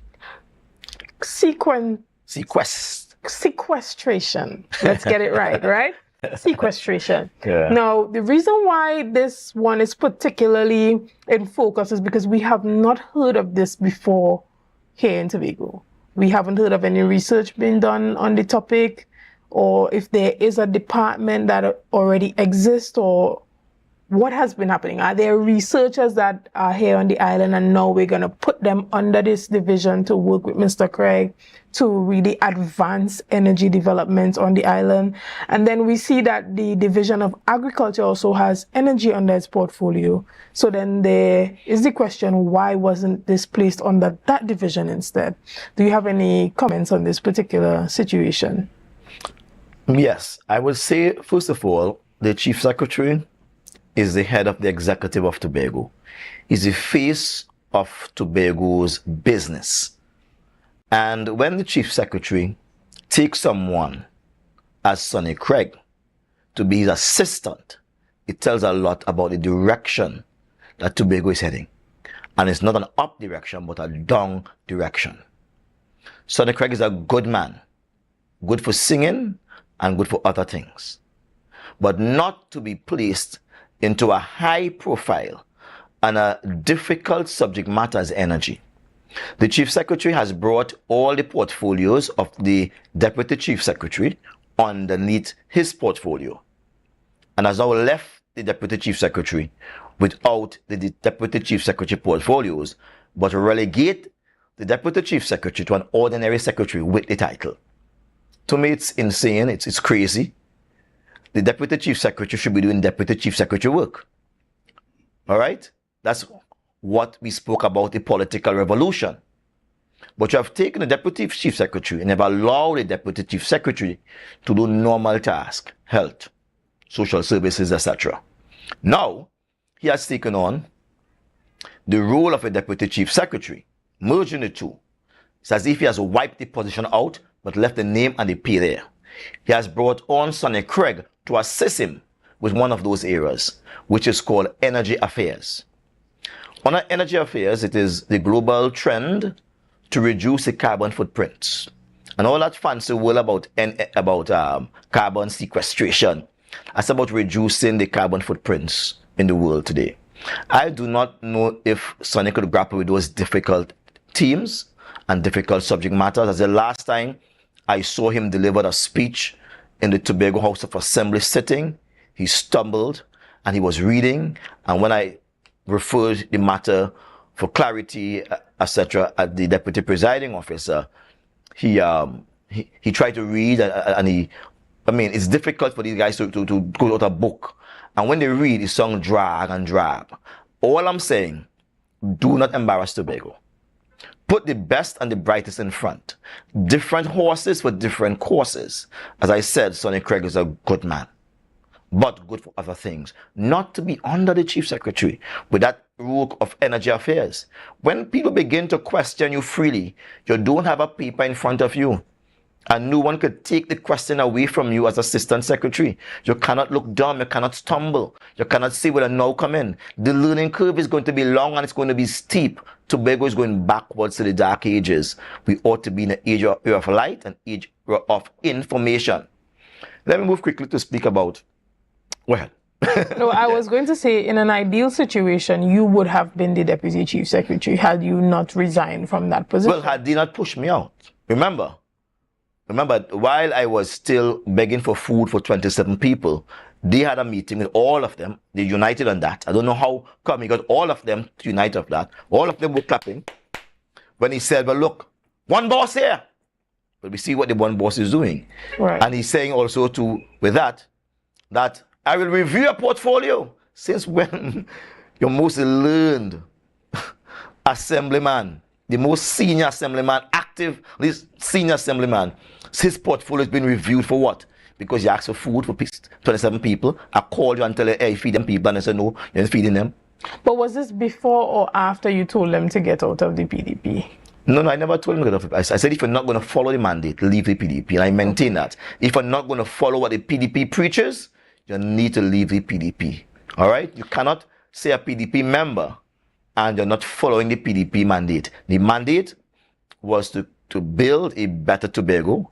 The mandate was to put people before politics. The mandate is that when we get money in Tobago, we first begin to deal with Tobago contractors, with the labor force in Tobago, put them to work, and to develop a Tobago that can be able to take care of itself. We have not seen any of that. And so they left. They became independents. And I think they still are independents, parading as something else. Right. And one of the questions that continues to arise in this reshuffle is why reshuffle assistant secretaries as opposed to actual secretaries who are the decision makers? Do you have any comments on that as well? Well, as someone who spent a lot of time in the labor force dealing with problems, etc., I think that most of the assistant secretaries became assistant secretaries because you had to find a work for them to do. Right? When you have a big executive like that, then everybody wants something to do. Right? No one wants to sit down just as an assemblyman. They want money in their pocket. And so you just ram them into those positions as assistant assemblymen. And he's now seeking to move the low-hanging fruits. The low-hanging fruits are these persons. But remember, an assistant secretary has very little locus. Meaning have very little position of authority in the Tobago House of Assembly. Very little position of authority. Right? They are basically like assistants. But the real persons with the weight are the secretaries. So if you want to make some major moves in any department, you ought to change the secretaries. Yeah? The assistant secretaries, regardless of whatever portfolio you give them, they have no way. They can't sign off on anything. They have no budget. The budget is managed by the secretary and the administrator of that division. Additionally, are there any of the secretaries that you thought would have been moved that were not moved? All of them shouldn't have been moved. None. Because, you see, they began learning something. And the more you spend time in something, even if you're doing folly, at least you begin to learn that area. So at now, if that was the move he was making, he should have been able to say, look, let me try and see if you can still perform in this area. Give them a balanced scorecard. None of his secretaries are operating with a balanced scorecard, you know. None of his secretaries have been managed properly, you know. They have no targets to reach, you know. I'm telling you. They have no targets to reach. They are just operating. They are not even being evaluated. But we saw evaluation. Let's just complete this point. It's a very important point. If monitoring and evaluation is part of the deputy chief secretary's responsibilities, and that ought to be part. He has now taken that. Those persons ought to be given clear policies over time to achieve and to implement. They ought to be given the wherewithal to achieve it, and they ought to be measured on a weekly basis, monthly basis, etc. Yeah, and reprimanded. So when you move them, the movement of them would have been based on a clear vision that they failed or that they would have completed, and they're ready for the next level. What we have here is whooping, blind shot. You close your eye and swing the bat, whooping the connect. We cannot run Tobago like that. Tobago is a decent place. And I'm not saying this towards my colleague Fali Augustine, right? I mean, I was the one who laid the way for Fali Augustine to come inside, but I laid the way with certain provisions in mind that they all, even including myself, would have had the best and the brightest thinkers of the day among us. That was never done. Everyone went away on a frolic on their own, which is reflective in the position we are independents. They all continue to operate independently of the master plan. Now, I was going to elaborate on the point that you would have raised in regards to them hitting targets, because we saw in the beginning of the administration where they had the mandate. When they were under PDP, you need to mention, when they were under PDP, they had a mandate, and they had mandate Monday. They were reporting on things. Now, this is something that we have not seen in a while. And they're independents. They do whatever they want. They are on a frolic of their own. Now we are seeing the reshuffle happening. Now, there is the perspective by a number of persons in the public that it was just done because the chief secretary said that he was going to do it. And this is the reason why we saw assistants being moved as opposed to secretaries. What is your perspective on that? I beg to differ with that view. I think the chief secretary is equally unhappy with his team. But I think that he doesn't have the ability to manage the team. He's unhappy with it. But how do you manage a team? That's a difficult problem, you know.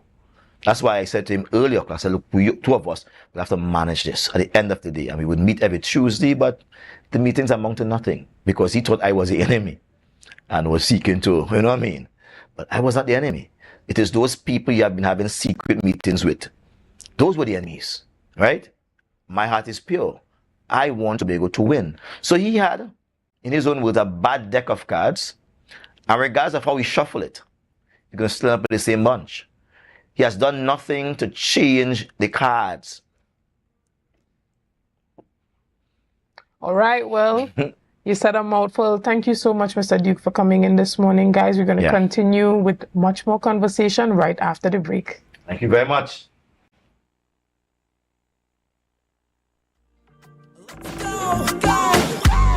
It's a brand new morning, rise up to a brand new dawning. As the passion start to rise, the energy.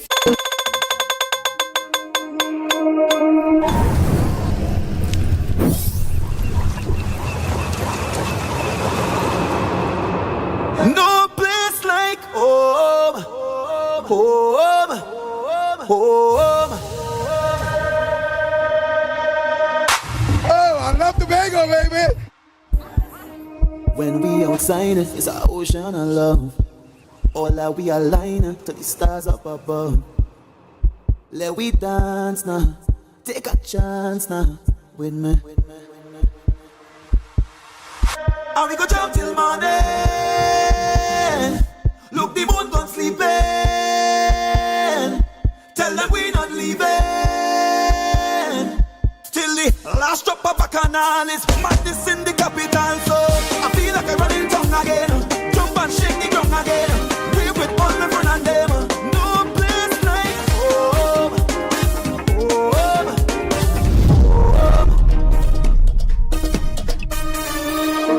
We go jump till the moon come down. It's we who the stars shine on. Play a mass and break away.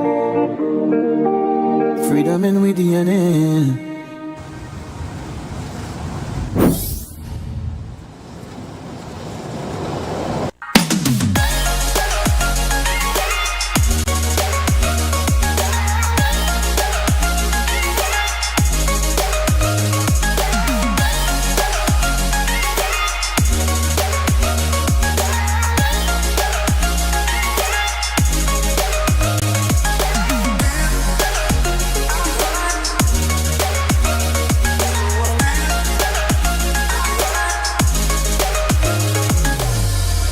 Deltec Distributors Weekend Special Wings Friday, 3 pounds wings, 2.5 kilogram fries, special 100 TT Soup Saturday, 2 pounds cube beef, 2 pounds cow heel, 2 pounds chicken foot, 2 pounds pigtail, or smoke bone, special $150. Super Sunday, 3 pounds leg and thigh chicken, 3 pounds sliced pork, 3 pounds lamb slice, 3 pounds cheese, 2 pack of pasta, special $250. Located Main Road, Argyle, Tobago. We deliver 20 TT. Contact us on deltecdistributors.com 395-5040 or 237-0102. Deltec Distributors Weekend Special. Yeah.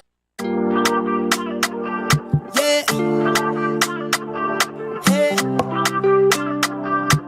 Tobago updates. Good morning, Tobago.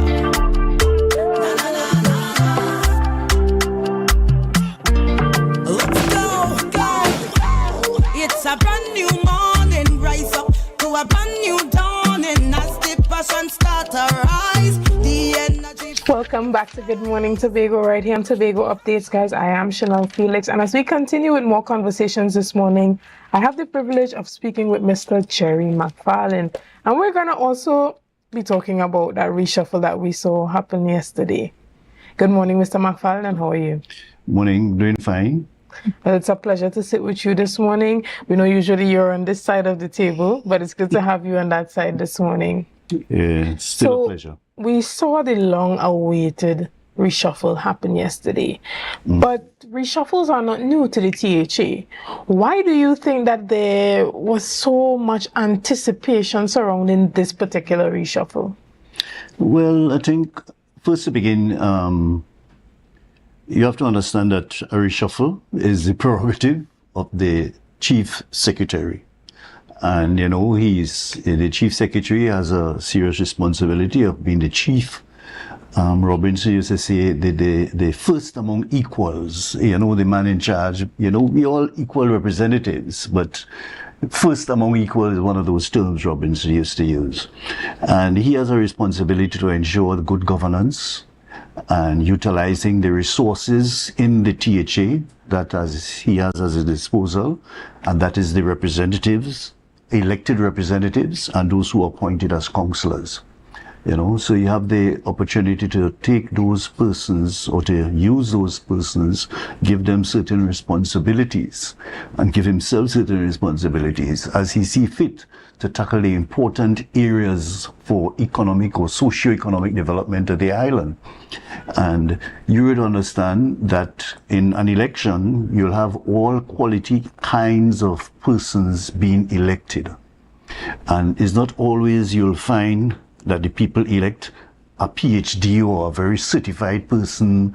You know, sometimes a popular person might be elected over a very qualified, what you might call qualified person, and so on. So that is where the politics come in, and is where how you blend with people in your community and how you relate to them and how you assist them generally. That will go a long way in determining whether you're going to be elected. And if you're with the appropriate party that has a good manifesto or things that you want to sell to the population, you get elected. So after you go through all of that with a different group, with different people with different abilities, I should say, being elected, the chief secretary now have to find persons to fill the gaps that might be missing, looking at the competence of those persons who were elected. And there is where you choose your councillors with certain capabilities and so on to augment that, So when that is finished, now you have set up your Tobago House of Assembly and you've been inaugurated. And from time to time, there will be a need to, based on how these persons function, to maybe do a reshuffle. Maybe you might want to realign people to an area that they're more comfortable with or they're more trained to do, or maybe they are being practitioners in those areas. So you want to realign them. There may be situations where people may want to move from their portfolios, which I suspect, I don't want to talk too much, which I suspect happened with the situation with Anting for personal reasons. I understand that he was asked to move to a less stressful environment. And that is why I think I understand that Mr. Baines was shifted, and that was done with consultation with him. So let's talk about demotion and that sort of thing. People don't understand or may not understand the personal reasons behind some of these issues that will cause that. So the prerogative, this is the point I'm making, the prerogative is with the Chief Secretary to move these people to a position where he feels they can be more effective, more competent, using their ability to deliver on their mandate to the people.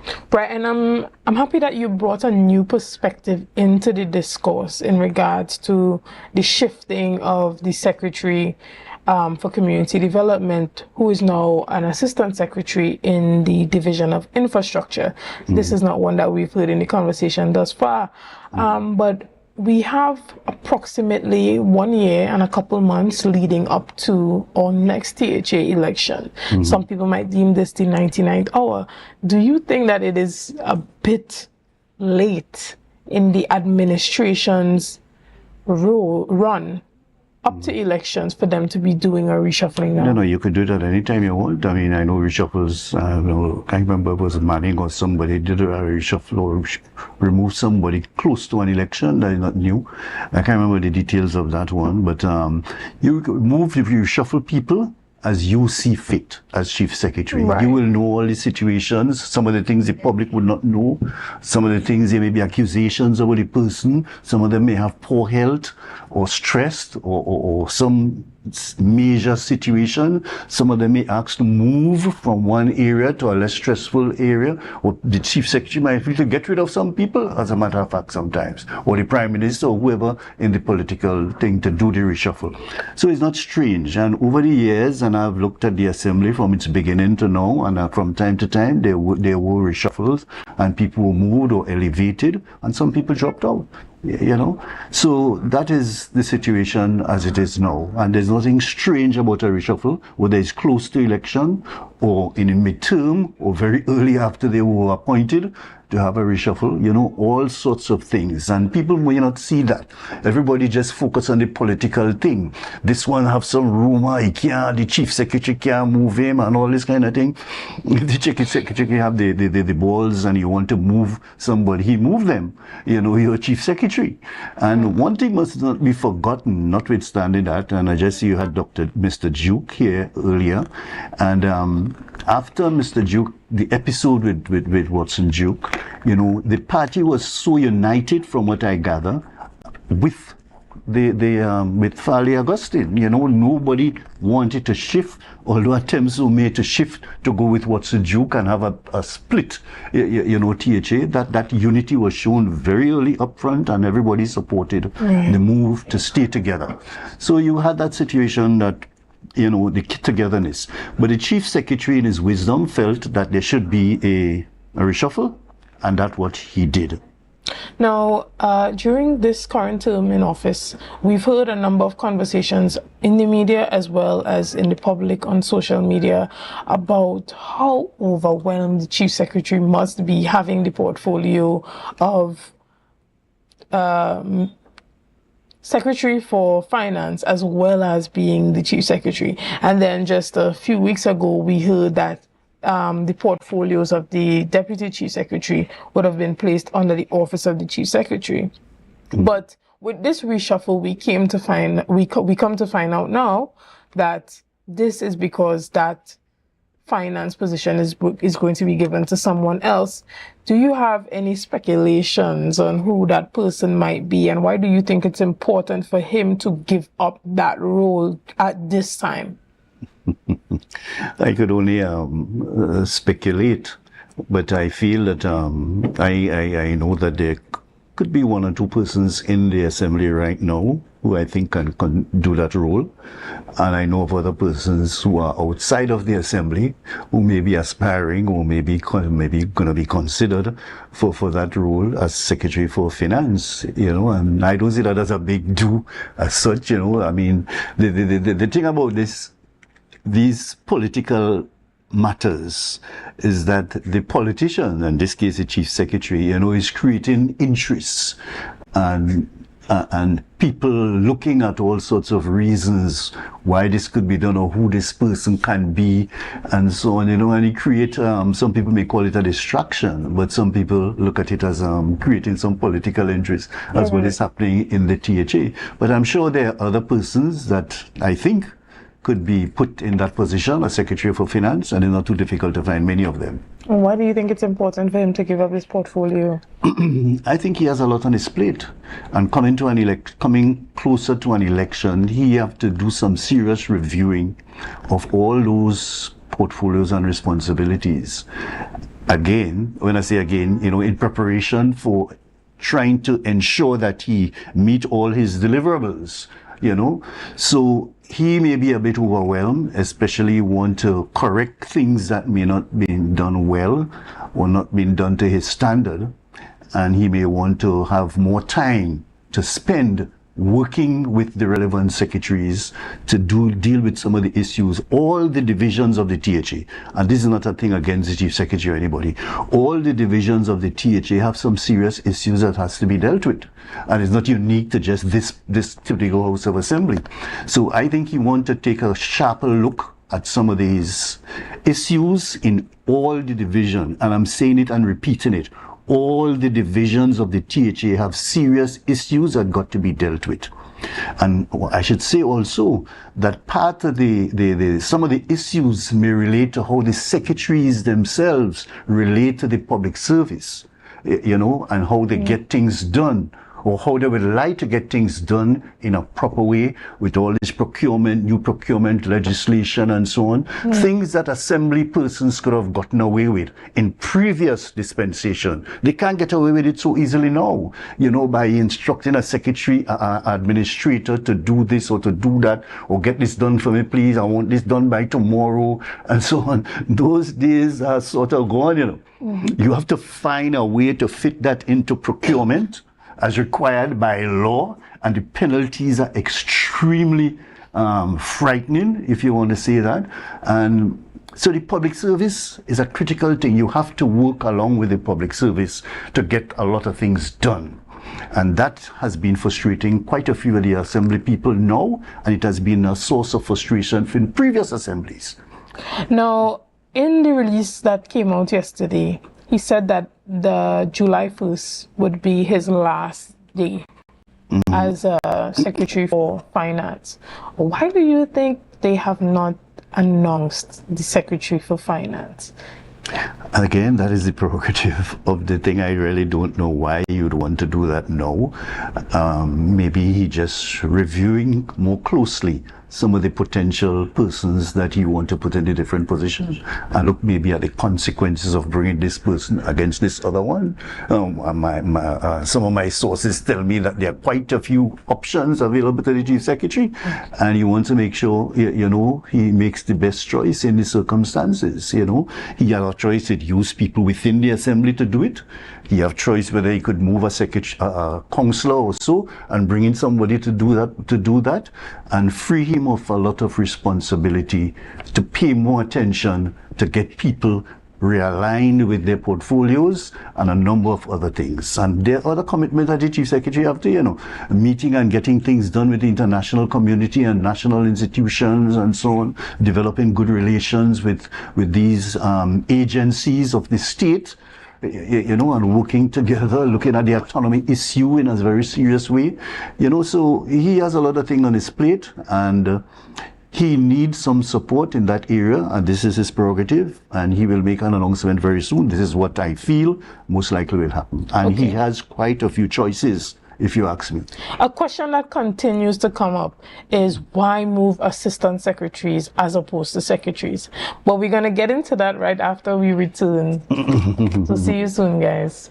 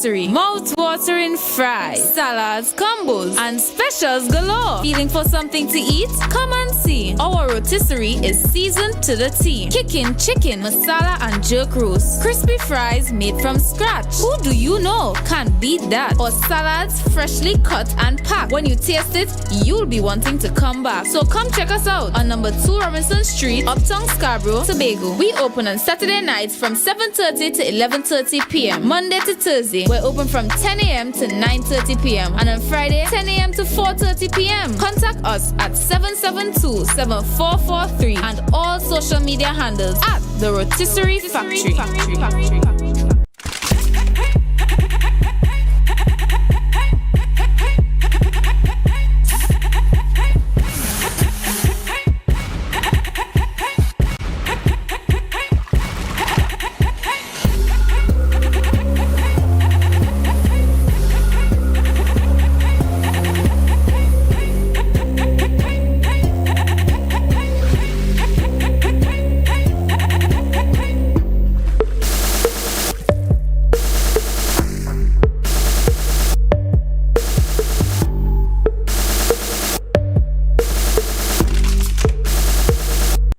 best place to stay in Tobago is at Thorn's Place, with rates starting as low as 200 TT. Call or WhatsApp 745-7306 or 682-8676. We are located uptown Scarborough, 5 minutes away from the port. Remember, at Thorn's Place, our aim is to make your stay safe and affordable.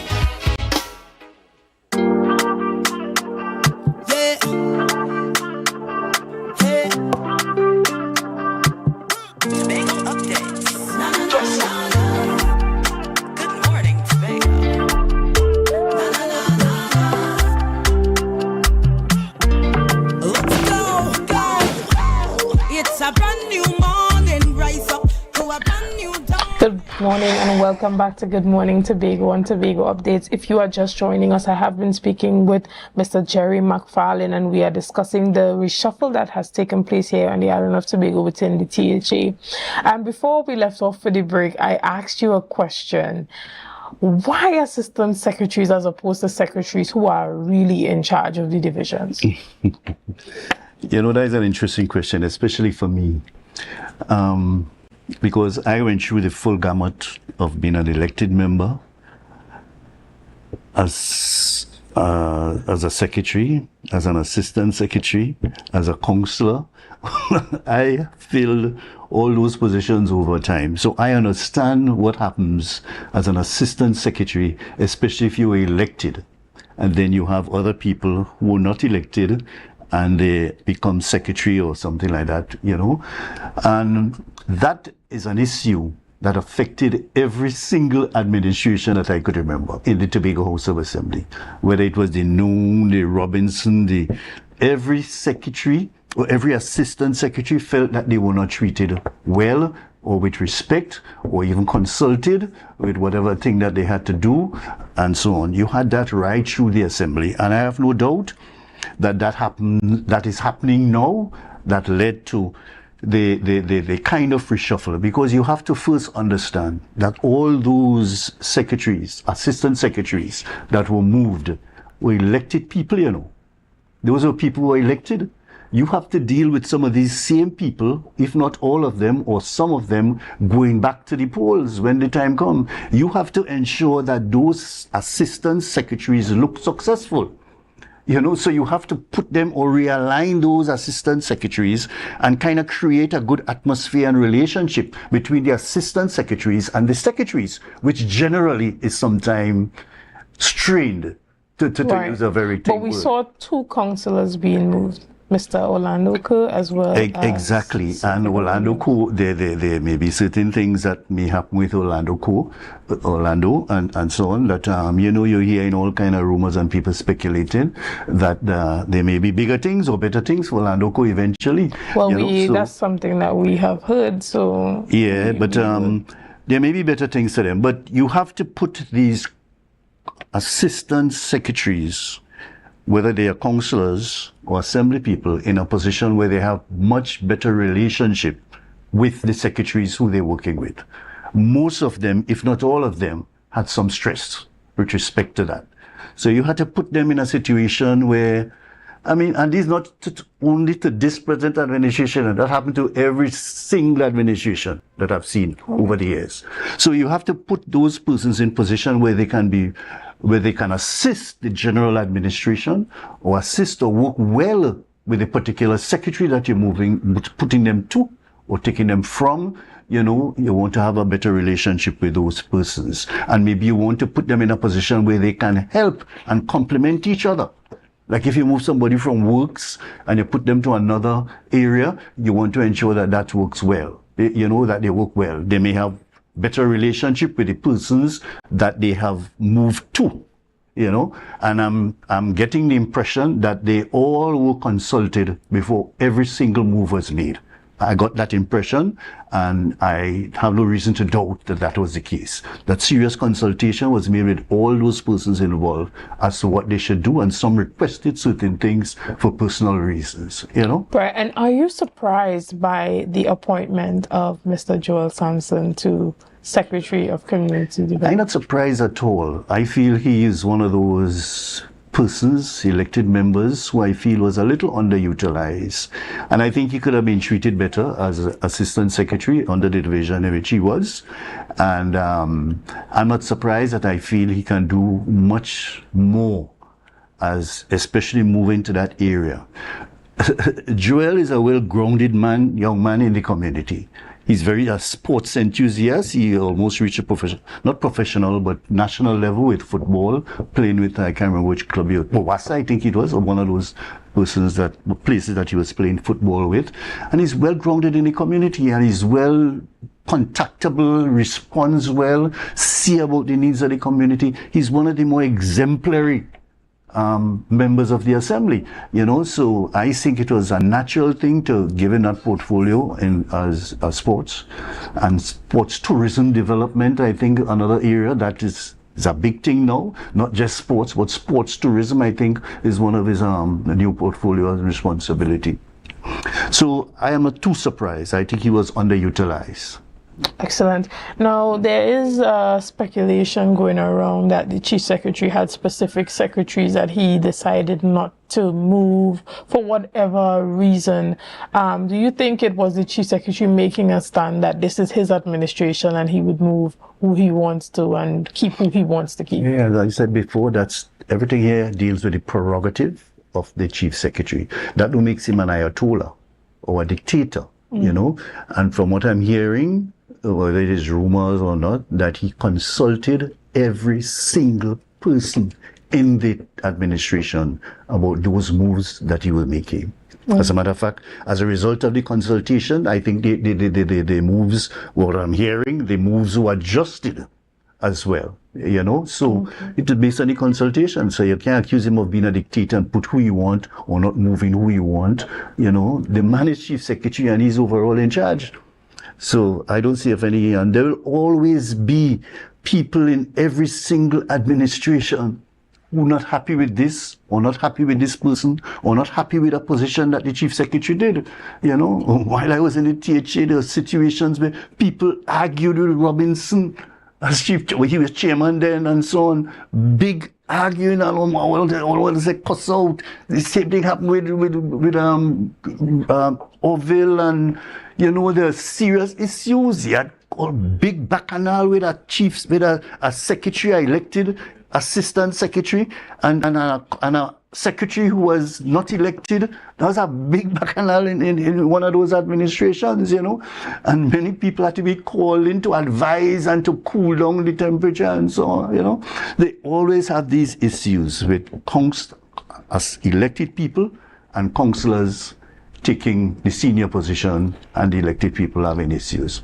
And do you see this reshuffle as being able to assist the current administration with, you know, improving their governance?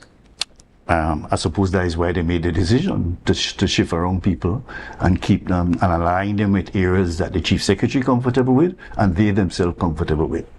Right, and I guess the real question is, do you think the shift was sufficient to attain that strategic goal?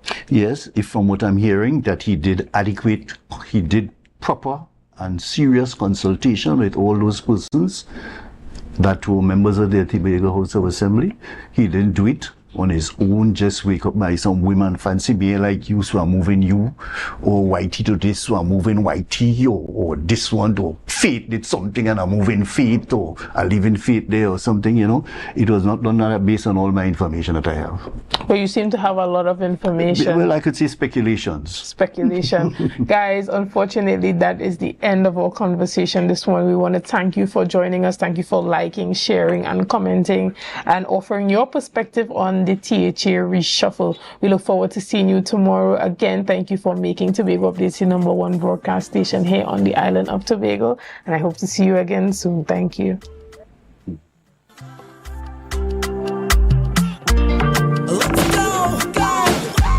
It's a brand new morning, rise up to a brand new dawning. As the passion start to rise, the energy fill the skies.